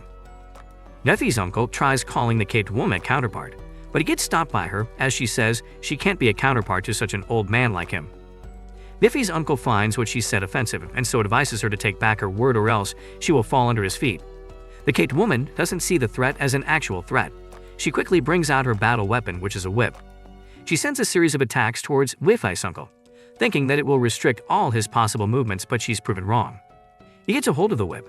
Yefei's uncle then starts to shed tears. The Kate woman is shocked to see him crying. She asks if he is ready to surrender, but instead hears that the only reason he is crying is because the Kate woman is using the whip for the wrong purpose. Meanwhile, across the street, Blood Eagle and Yefei continue to battle. The Blood Eagle is determined to end Yefei's life. He sends some attacks at Yefei, which end up destroying the shirt Yefei had on him. Yefei, seeing how terrifying and quick the attack, is in shock. He plans on how to get back into full shape to be up to the challenge. The Blood Eagle, however, taunts Yefei, saying that he had regressed over time. Blood Eagle claims that he will use Yefei's move to end him. Yefei says that it won't be possible for Blood Eagle to defeat him using only fist attacks. The Blood Eagle, on hearing this, drops his sword. Yefei rushes to hit Blood Eagle with a strike, but is shocked to see him dodge the attack. Blood Eagle not only dodges the attack, he also makes a copied version of Yefei's strike, which he uses on Yefei. Chop, who had been watching the fight go on since, wonders how it is even possible for his master, the Blood Eagle, to do such. Yefei at this point rests helpless on a tree. He feels defeated but is afraid to show it. Blood Eagle, on the other hand, is proud of himself. He rubs the pride in Yefei's face by saying that although Yefei is a fast learner and also a genius, he is a better fighter by all means. He calls Yefei a pathetic hero and also says that he will kill Shanshan since Yefei isn't up to the task at all. Yefei's uncle still faces the Kate woman. He lets her strike him times without number with her whip. She has no choice but explain that usually people would have been knocked out with as little as a few strikes from the white. Whereas Yefei's uncle took a lot but still didn't fall. He collects the whip from her to show her the reason he hadn't been knocked out yet. He finally shows her the true way of using such a whip. He continues to whip, and without much stress she falls to the ground. The caked woman begs Wifei's uncle to stop, saying that the technique he uses to hit her with the whip is well above anything she had seen before. She asks how Wifei's uncle's skills became so impressive, and reached the point it had reached because she had never seen a layman have such skill in her life. The caked woman never expected to have lost to a layman. Nifei's uncle acknowledges that he is indeed a layman, but he is a layman who had been extremely trained in the whip technique by an expert. He explains that he had been cultivating this skill for a number of decades. At the mention of decades, the caked woman gets shocked. She had never heard of an expert teaching a layman, not to even think of teaching him for decades. She forfeits and agrees that she had lost the fight. Wifei's uncle leaves her alive and walks out of the forest with a coat he picks from the floor. Meanwhile, the Blood Eagle tells Yifei that he is going to end Shanshan's life, since to him weak people don't have the right to live. He tells Yifei that he is going to kill her right away. This particular statement sinks into Yifei's head as he ponders on what to do. Shanshan finally wakes up, only to see Blood Eagle approach her with a sword. Yifei switches his mood as he is not ready to let Shanshan die so easily. He rushes and uses a fist attack on the Blood Eagle. Yifei finally had the eyes of a Grim Reaper once again. Chot noticed the eyes. He knows that the fight won't be an easy one to watch as both men are willing to fight with everything they have. Yifei speaks, saying that the winner of the fight will decide what to do with Shanshan. Chop remembers that even the No-One assassin couldn't live to see the light of the next day after seeing Yifei with those eyes. The odds only come about when blood flows through Yifei's eyes, mostly because he had reached his peak of rage. On seeing Yifei, Shanshan knows that she had been kidnapped and Yifei was currently fighting for her. She tries to talk to Yifei, but only gets a response telling her to be rest assured that she will leave there alive and without a single scratch on her body. Shanshan immediately starts to blush, knowing that Yifei is concerned about her. Blood Eagle asks if the family reunion is finally done so they would be able to get over with the battle. As they start the fight, they get interrupted once again. This time by the police officer, Lin, who tells them to stop. Immediately he sees Lin. Yifei puts on his mask. Lin salutes Yifei, saying that she won't let anyone touch him. She also brings to Blood Eagle's notice that the whole neighborhood is being covered by the police. Before she can tell Blood Eagle this, Yifei disappears with Shanshan. Lin is puzzled on where Yifei could have gone and also the whereabouts of Shanshan. Blood Eagle also exits the theater, saying that the fight isn't over and that Yifei will only put those around him at risk. Later in the night, Yifei and Shanshan talk. It appears that Shanshan had now developed feelings for him due to the heroic save from the kidnappers. She thanks him and is about to open up on her feelings to him, but gets interrupted by Mengsen and Yingying, who approach them. Yingying looks very angry. Yingying is indeed very angry, as she had received some information that Yifei was on another date with another lady. Not only a lady but three. She had come with Yifei's uncle to clarify the whole case. She wastes no time as she asks the question. Yifei, knowing fully well that it will turn into a 3-on-1 questioning session, tries to cook up a lie. His uncle tells Yingying to keep quiet, saying that he had seen everything that went on and knows exactly what happened at the theater. Yifei's shirt skips a bit as he remembers his uncle seeing him hold Mengsen in a rather awkward state. Fortunately for him, his uncle misinterpreted the whole issue and thought that Yifei was there to protect all the ladies involved. The uncle states this and says that he has trust for Yifei, knowing that he won't cheat. Just then, Shanshan proceeds to speak. This makes Yifei very uncomfortable, as Shanshan was the one who caught him in the act in the first place. He had forgotten that Shanshan was the main person to persuade. Remarkably, Shanshan only thanks him for saving her. She doesn't make any mention of what happened at the theater. Yifei's mind is finally put to rest as he breathes a sigh of relief. Lin enters to show Yifei the picture of the masked man. She still is unsure of who the person is. Instead, she is overzealous, stating that the masked man paid her a disciple of his and even gave her the first mission, which she did perfectly. Yifei congratulates her before taking his leave. Unknown to him that his mask had fallen from his pocket. Lin picks it up, then reasons the chances of Yifei being the masked man. Yifei, on the other hand, helps drive Mengsen back home. He feels that he has screwed his chances with her. On reaching her house, Yifei obliges to explain to Mengsen everything that had happened. She, however, tells him that there is no need. She already knew what happened and didn't need any explanation. Yifei is happy about this and decides to leave. Mengsen rushes to grab him from behind. She holds him tight before revealing her feelings for him. She says that she developed those feelings ever since he saved her from the forest and had been having the feeling that he's the perfect man for her. Yifei, however, tries to talk her out of this by saying that he is not perfect at all, that he even smokes and drinks often. The two sit down as Yifei takes 10 minutes to explain his relationship with Yingying. After the explanation, Mengsen sees that she still has a chance to be with him in the future. Yifei leaves the house still shocked that Mengsen could have feelings for him. He does not want to engage in anything with her due to the high-profile people behind her. However, since the Blood Eagle is back, Yifei has to rush home and secure his household from any attack. The next day, Yifei wakes up early, gets dressed, and leaves the house. Before going out, he tells Yai that he wouldn't be able to make it for dinner, so she should settle herself alone. Yai, who had been making a scarf for Yifei, tries to ask for his size, but unfortunately he leaves in a hurry and doesn't answer the question. Yai then goes out to the market to get some groceries and foodstuffs. On her way back, she gets stopped by two ladies who drag her into a corner in the alley. They take her scarf, which she had been knitting for Yifei, and call it ugly. They then start to verbally abuse both her and the scarf, saying that even beggars won't wear such a piece of trash. They, however, get stopped by Lin, who tells them to leave Yili alone. Meanwhile, at Sinyu Tea House, Yifei asks about the whereabouts of Zhou Boyu. The receptionist directs him to room 403, saying that Zhou inhabited the room. Yifei walks to the room and opens the door. He meets Zhou Boyu on a chair. Zhou welcomes Yifei. It appeared that Zhou is a part of the Flying Eagles Team Phantom, a team which is far more dangerous and powerful than the Flying Eagle Squad. The members of the Phantom team are only 10, consisting of Flying Eagle Squad past leaders, at least the ones who are still fit and able to practice. Zhou asks why Yifei had come to see him. Yifei hadn't come over for quite a long time. Yifei replies that he came because of the Blood Eagle's reappearance. At the mention of the name Blood Eagle, Zhou breathes a murderous sigh. Blood Eagle and Zhao had apparently gotten some history between them. Yifei explains further that he had a feeling that his whereabouts were being leaked, which is the main reason for him coming to the Xinyu. Zhou assures him that it's a setup between the Blood Eagle and the Saint. Yifei is confused, as he had met with the Saint at least once in his lifetime. Zhou explains of two organizations by the name of Stick and the Holy Battle Organization, of which the Saint is part of both. Zhao assures that even with Yifei being among the top 3 on the charts, it won't be enough reason for the two organizations to leak his information and try to kill him, and even if they do, why didn't the organizations spread the news to everyone? Yifei and Zhou continue to talk about Saint, but get interrupted by a phone call from Yingying. She asks why Yifei hadn't come back for dinner. Yifei explains that he is in a meeting with one of his teammates. Yingying doesn't believe his words, so she asks him to give the phone to his teammate. Yifei gives the phone to Zhou, who assures Yingying that he is indeed with him and not any other person. Yingying tells Zhou about how they almost got kidnapped by some assassins recently, which is the cause of her worry. Zhou cuts the phone before facing Yifei. He scolds Yifei for not talking about the kidnappers or the fact that his family is in danger. Yifei leaves shortly after Zhou assigns some people to protect his family, and is also given another mission by Zhou. On his way back home, he sees his housemaid Yadi with Lin. Lin is apparently scolding the two girls that dragged Yadi to a dark corner. Lin tells Yadi to stand up for herself to avoid being bullied all the time by people. At the sight of Yifei, Yi excuses herself from the whole situation and leaves. Lin thinks maybe it was due to something she said that made Yai run off so fast. Meanwhile, in a warehouse, Blood Eagle talks to the caped woman. He scolds her for not being able to complete the task given to her, which is to kill all the members of Yifei's family. He emphasizes on the fact that she couldn't even kill a single person in the family.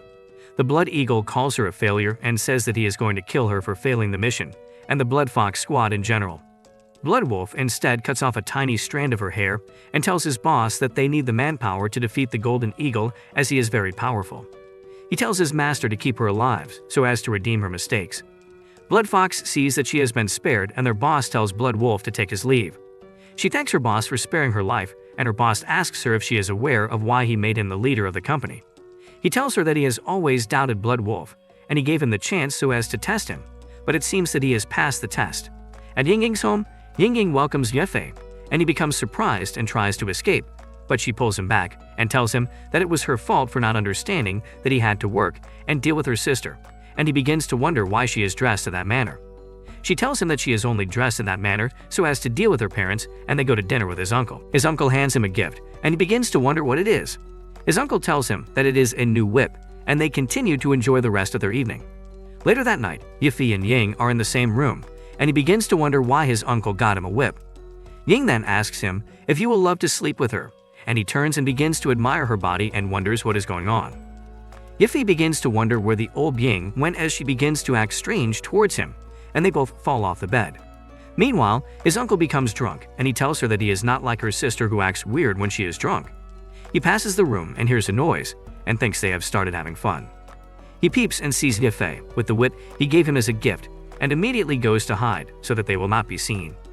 He begins to think that they are going far and decides to peep to see how far they have gone, and he sees his daughter sitting on top of Yifei. He immediately runs out, and Yifei tells his uncle that he has misunderstood the entire situation. Yifei goes out to the upper star garden and begins to feel weird, and he sees Yai being beaten up by another lady. The girls begin to bully Yai and tore her scarf that has been precious to her, thinking she used it as a gift to her boyfriend. They then decide to strip her and take photos of her, and Yifei immediately hits the guy at his head and tells them to stop what they are doing to Yai. 15 minutes later, he deals with the bullies and asks her if she was the one that knitted the scarf. She begins to cry, and she tells Yifei to stop trying to comfort her as the scarf is ugly. He immediately begs her to stop crying and tells her that she is similar to him, as she does not know how to reject others. He then begins to think about the many times he has tried to make others happy, and he tells her that the scarf is really beautiful. Yifei then insists they mend it, and suddenly it is being taken away by the wind. Yai then tells him that she will knit another one all over again, and he tells her not to bother as he tells her not to give up easily. He immediately uses the last thread in his hand to pull down the scarf, and he uses the 1,000 hands of Guan Yin to immediately mend the scarf. He finishes knitting it and hands her the scarf, and he tells her that if the person she plans on giving it to rejects it, he will teach the person a lesson. Yuni becomes happy, and she hangs it on his neck and tells him that she wanted to give it to him, and he becomes surprised and thanks her for her efforts. She begins to stare at him in the eyes, and he immediately receives a call from his fifth brother. His fifth brother informs him that he has sent over a team, and he will know as soon as they arrive.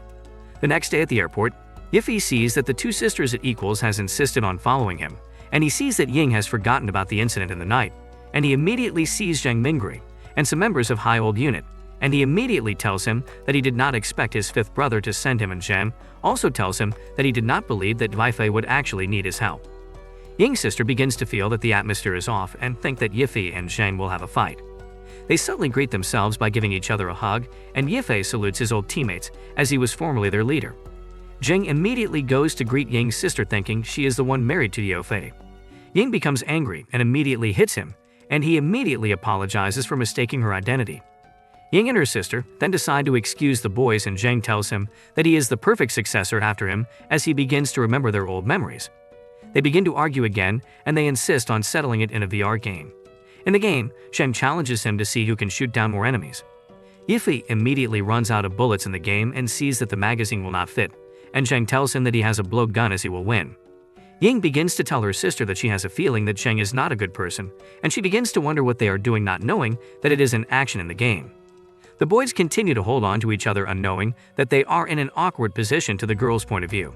They get into an argument and begin to beat each other up. At the hotel, their faces are both swollen, and they agree to talk about serious matters and ignore the issue they have with each other. Zheng then tells him that they were hired to get rid of the traitor Blood Eagle, and he is dead meat. Zheng tells him that he is planning on killing Blood Eagle, and Yifei tells him to think about his decision, well, as he is not an easy person to kill.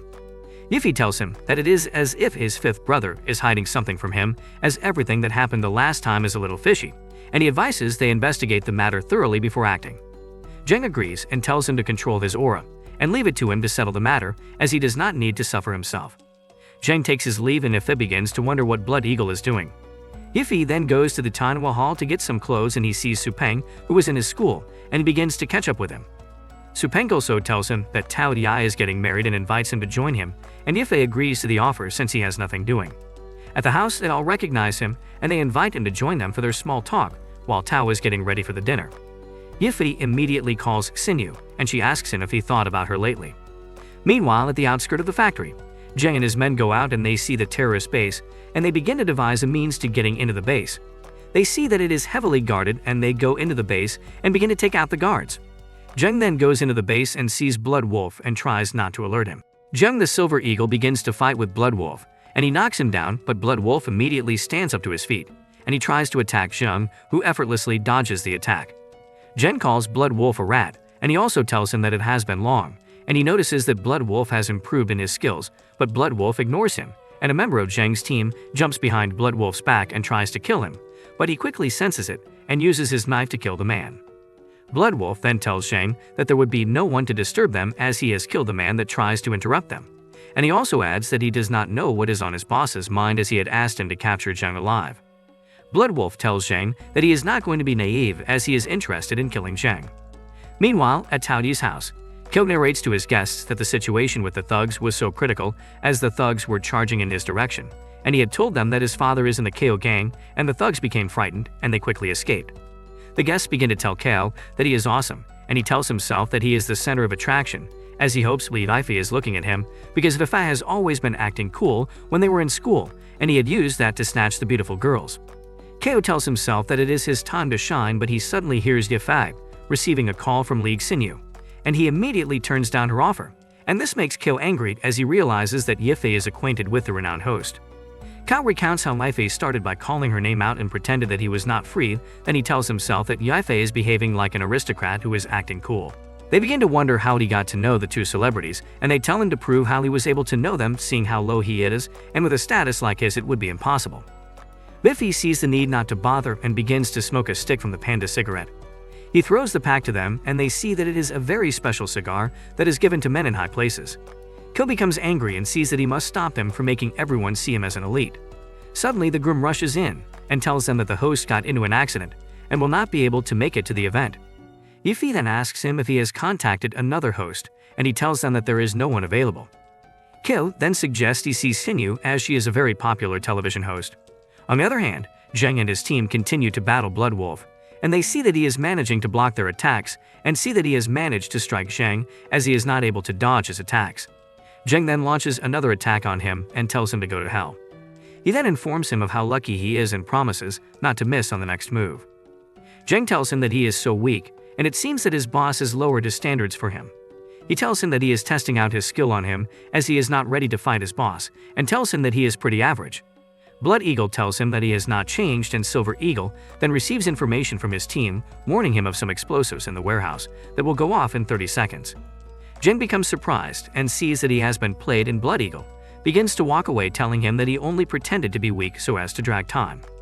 Zheng immediately informs his men to retreat and warns the Blood Eagle to watch his back. Back at the hotel, Tao Yi tells them to find a way to solve his situation since they claim to be close to Xinyu. He then begs Yifei to help him as he has treated him to a nice meal in the past. Yifei immediately picks up his phone and calls Xinyu and informs her that they are lacking a wedding host, and he will need her help. Ko begins to laugh and begins to see how long he plans on playing his game. Suddenly, Xinyu arrives, and they all become surprised that Yifei was able to bring them to the wedding. Ko tells himself to calm down as it is all a coincidence, and he tries to ask them if they know his father, but they reply negatively and walk past him. They go to see Yifei and tell him they came over as soon as they got his call. Ko becomes frustrated and begins to wonder how Yifei is able to bring the ladies at once from just a phone call. At the wedding venue, Xinyu introduces the guests to the bride and the groom, and they all welcome them and see how beautiful they look. Yifei immediately allows the girls to use their guards to take Master Ko away, and he thanks them and asks them why they are staring at him. They tell him that Song came to look for them again, and he tells them that they should accompany him the following day, and they beg him to help them, making him very surprised on hearing the news. The following day at the hotel, Zheng informs him that they failed the mission and Blood Fox had escaped. Yifei becomes so angry and tells them that it will not be easy to find him again, as he is very crafty and sneaky. They begin to blame one another, and Yifei asks Zheng to tell him all he knows about him. At the party, the two girls go to meet Song, and he decides to have some wine with them, seeing that they are finally with him. He then introduces them to his friends at the party and tries to have his way with Xinyu, but she pushes him away and warns him. Song becomes angry at them for offending him, thinking it was because of Yifei. Suddenly, Yifei appears behind him and pours a glass of wine on him. Song then asks him for his membership card as he is not invited to the party, and Yifei brings him a VIP card that was given to him the last time he came to the hotel. Song sees how important the card is and begins to wonder how it would be with someone as low as him. He immediately drags the card from him and tells them that it will surely be fake. The manager comes out and tells him that all the cards were all issued by him and greets Yifei. Yifei accepts the apologies and tells him to be careful about letting people like him into the hotel, which makes Song very angry. Kale immediately orders Song to leave immediately, and Yifei tells him not to worry himself. He sees that Song likes to show off about the Eagle team. He then decides to introduce him to someone. Zheng comes in and tells them that he heard that someone has been using the name of the Eagle team to commit fraud, and Song sees that it is the team leader and suddenly becomes less confident. Zheng challenges him and begins to beat him up, but Song begins to apologize, but Zheng orders his team to take him away.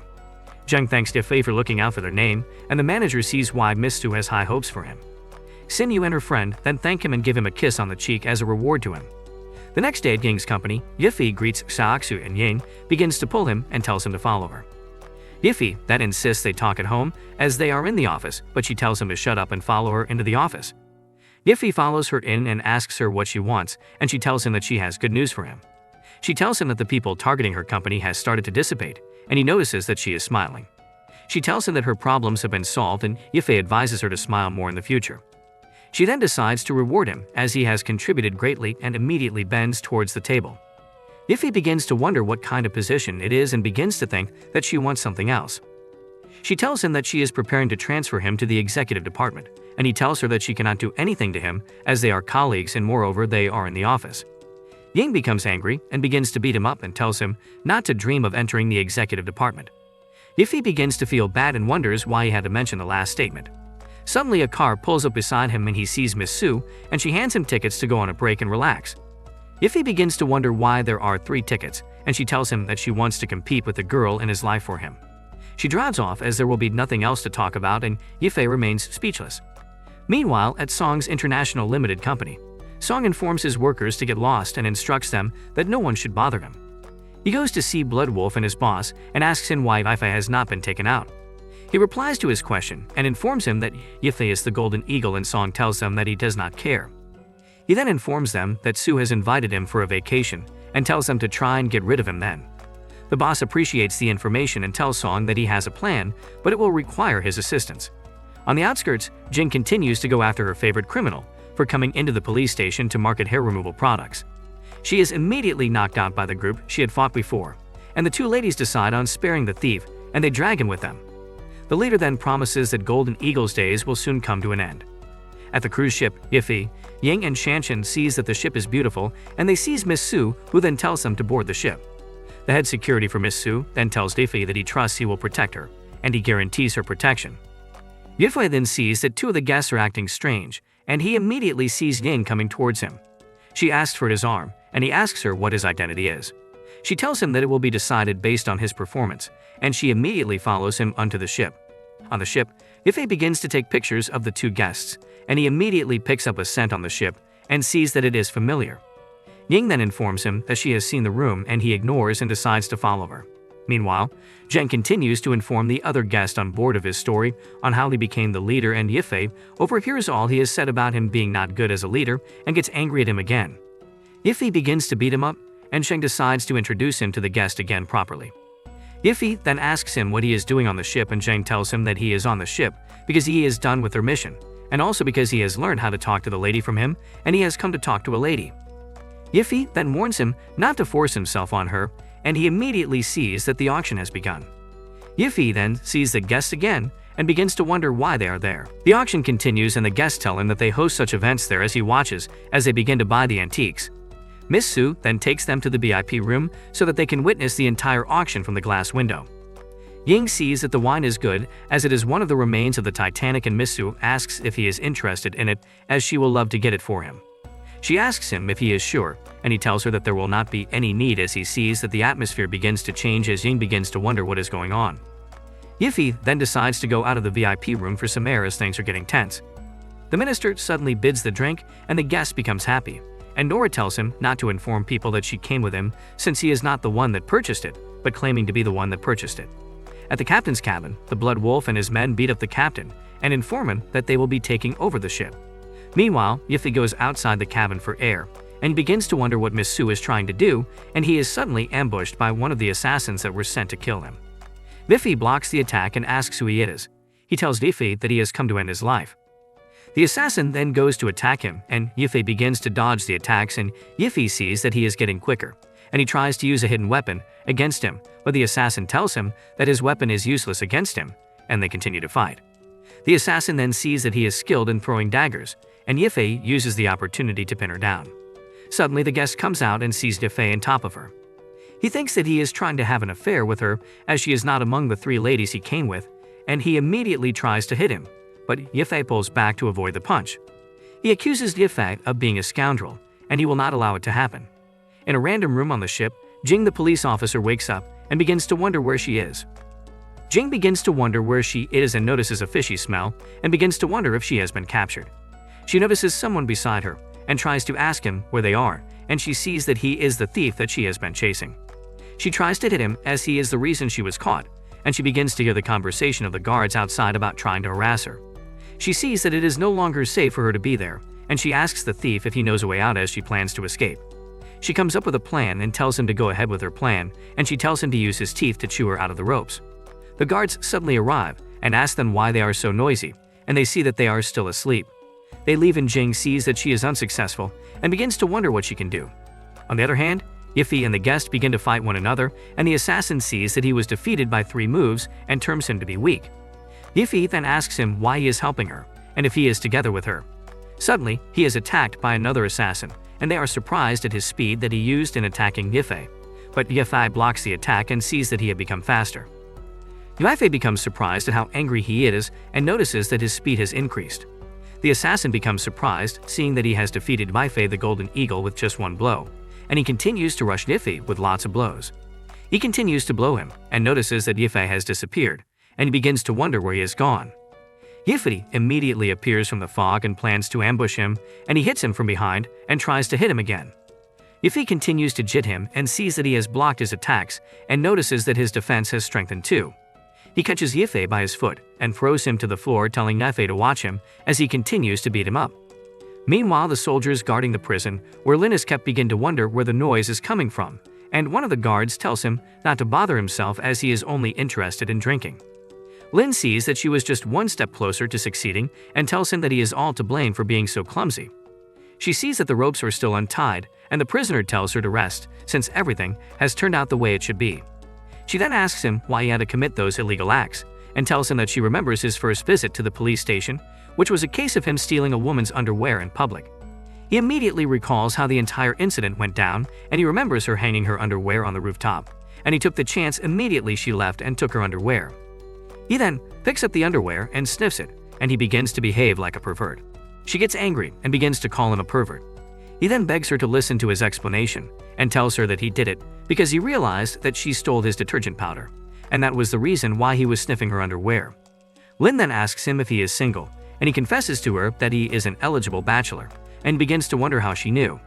She ignores him and begins to question him about the other crimes he has committed, and she sees that he has a good reason for all the crimes.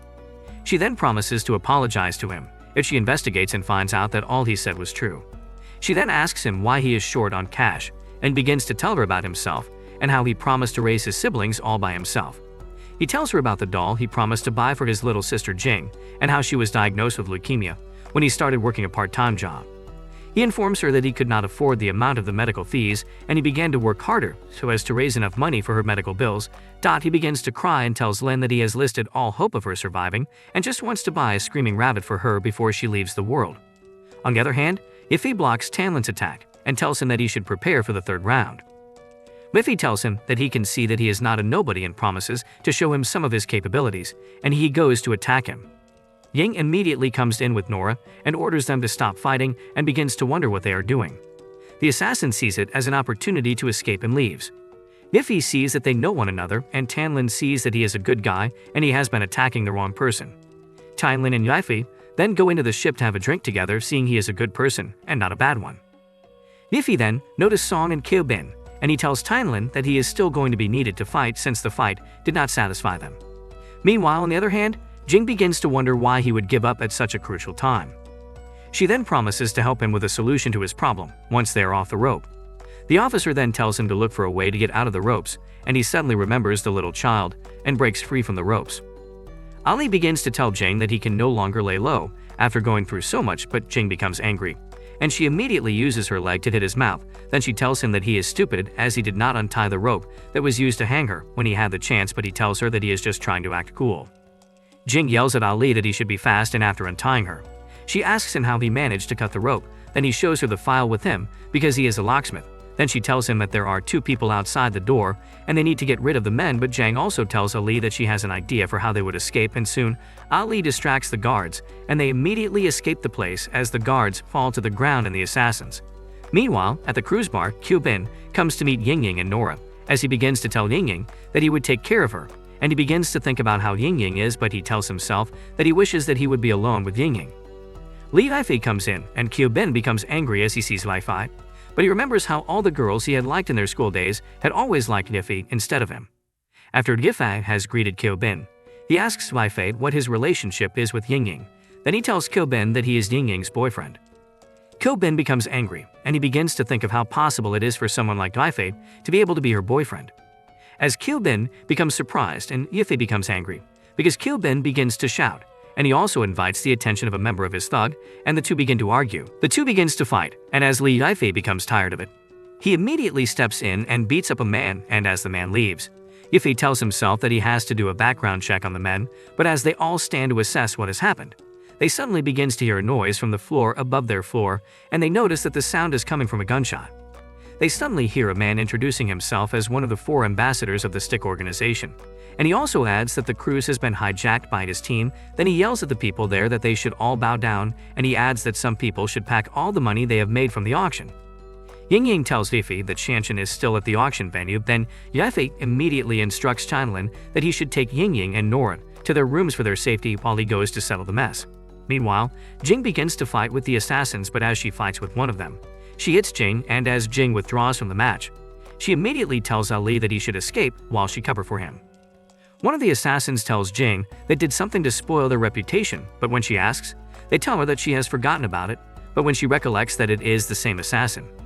One of the ladies then tells Jing that she is going to take revenge on her. Then Jing immediately tells the assassin that she does not know, but the assassin immediately rushes towards Jing and begins to fight with her. Then she uses one of her gadgets to blast Jing, but she dodged it. One of the hosts is being held by the raiders of the cruise, and they begin to tell her that she should have fun with them. Then she begins to cry, and suddenly, Li Yifei comes in, and he sees and asks them if they are shooting a movie, and they tell him that they are shooting a movie as they think he is not aware of what is going on, because he has told them that he is not aware of what has been happening as he was in the soldiers. The lady immediately yells that they are raiders, but she did not complete her statement before Yifei begins to fight with the men, and as he continues to fight, the lady begins to wonder the kind of man he is as he immediately looks like a strange human. Li Yifei begins to wonder where everyone is and immediately runs to the VIP section to check if anyone is there. He sees that no one is there and begins to wonder where they have all gone. He looks down from the VIP lounge and sees that they have all been captured, and he becomes very angry. Biffy notices some of the soldiers coming towards him and planning to surround him, but he immediately uses his djinns to take out the soldiers. One of the soldiers then throws a grenade at him, and he sees it and kicks it back to them. The rest of the soldiers begin to wonder what is going on, and their boss then orders one of them to go and check out what is going on. Yifei manages to take out the soldiers, and they notice that he is solid and begin to wonder where he is from. Yifei takes cover from the bullets, and one of the lead soldiers then asks him if he has come to save the ladies and calls him a piece of junk, making Yifei very angry. On the other hand, Lin pins down the assassin, and the assassin tells her that she is done for, and she suddenly sees a chainsaw coming out from the wall and attempts to cut her. Lin becomes surprised on seeing the Red Widow, and immediately she tells Lin that she has come to take revenge on her for what she did to her the last time. Lin sees that there are now 3 terrorists, and she begins to wonder if she will be able to handle them. She immediately calls Ak Kwan and tells him to leave immediately, but he ignores her and begins to ask himself what he should do. Jing yells at Ali that he should go home and meet his younger sisters while she continues to fight with the assassins. Then Ali watches for a moment, and when he sees that the fight is becoming more intense, then he begins to run for his life, as he tells Jing that it is his nature to run away from trouble, as this is not the first time he is running away, but he also apologizes to her as he runs away. After Ali had left, Jing continued to fight, but one of the assassins immediately catches her as she is trying to dodge all their attacks, even though she has been injured badly. On the other hand, Li Yifei stands behind a table to take cover for the bullets that are being fired at him, but one of the members of the gang gives the others instructions that they should head towards the left and surround Yifei. Then the leader of the gang tells Yifei that if he continues, he would be the one to suffer at the end, but on hearing that, Yifei becomes angry, and he immediately jumps out of his hiding as he yells at the leader of the gang that they are not the same person. The man begins to fight, and one of the members of the gang tells another that they should go, but before the man leaves, they all suddenly to see a fog, and they also notice a figure in the fog, which makes them curious on who or what is inside. Yifei suddenly arrives and asks them why they are not doing anything yet. They plan on retreating, but the boss sees that one of his soldiers is not exactly who he said he is, and he tells him that he is inferior, and if he wants to be his boss, he has to be tough enough. He then begins to kill the remaining soldiers. Yifei then grabs him and asks where his boss is, and he refuses to tell him.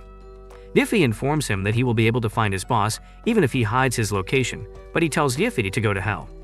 Zen then comes in and hands Yifei his phone as he has an emergency. He is informed by Zhou Boyu that he has captured the betrayer that leaked their location and asks him to guess who it is. Yiffei asks him who the person is and immediately tells Nifei that it's one of Miss Su's people. He then promises him to investigate it. Shanshan then runs to Yiffei and asks him if he is okay, and immediately begins to cry. He tells her that he is okay and she should not worry about him. Miss Su looks at him and sees that the Yiffei she knew is back. On the other hand, Jing is found by the sniper lady, and she is almost shot, but she is protected by Mr. Long, and he tells them not to scream at him as he is a real man. Long immediately remembers the date he was beaten because he only had a few $1,000s. He remembers that he bumped into them the day he wanted to Ying her present. He then goes to save the officer, and the assassin asks him if he is not afraid of a sniper's bullet. He then pours water on her, and she notices that it is water, and she becomes afraid due to the fact that she has a phobia for water. He pushes the nun and tells them that he will not run away like before, and the officer sees a chance and breaks her hands. She becomes angry and stabs the officer. She sees that she has been stabbed and begins to worry as she can no longer hold out. The Red Widow then draws out her chainsaw and sees that there is no one else to disturb her, but she is attacked by Long, and she beats him up and slams him to the ground. She matches his head and asks him what he said as she did not catch him, and Officer Lin then asks her why she has come back and begins to ask her if she does not feel guilt when she kills others. Long begins to cry as he sees that he cannot save anyone. The Red Widow then laughs at him and tells him that she will kill him. She tries to kill him, but Lin stops her by throwing the sword that has been on her chest to her, but she is defended by someone else who tells the widow that she is slow at capturing them. If you like this recap, do let me know in the comments, and obviously leave your likes too. Do not forget to share with your friends and subscribe. Above all, activate your notification bell so you don't miss the next recap when it drops. Until next time, do take care and stay safe.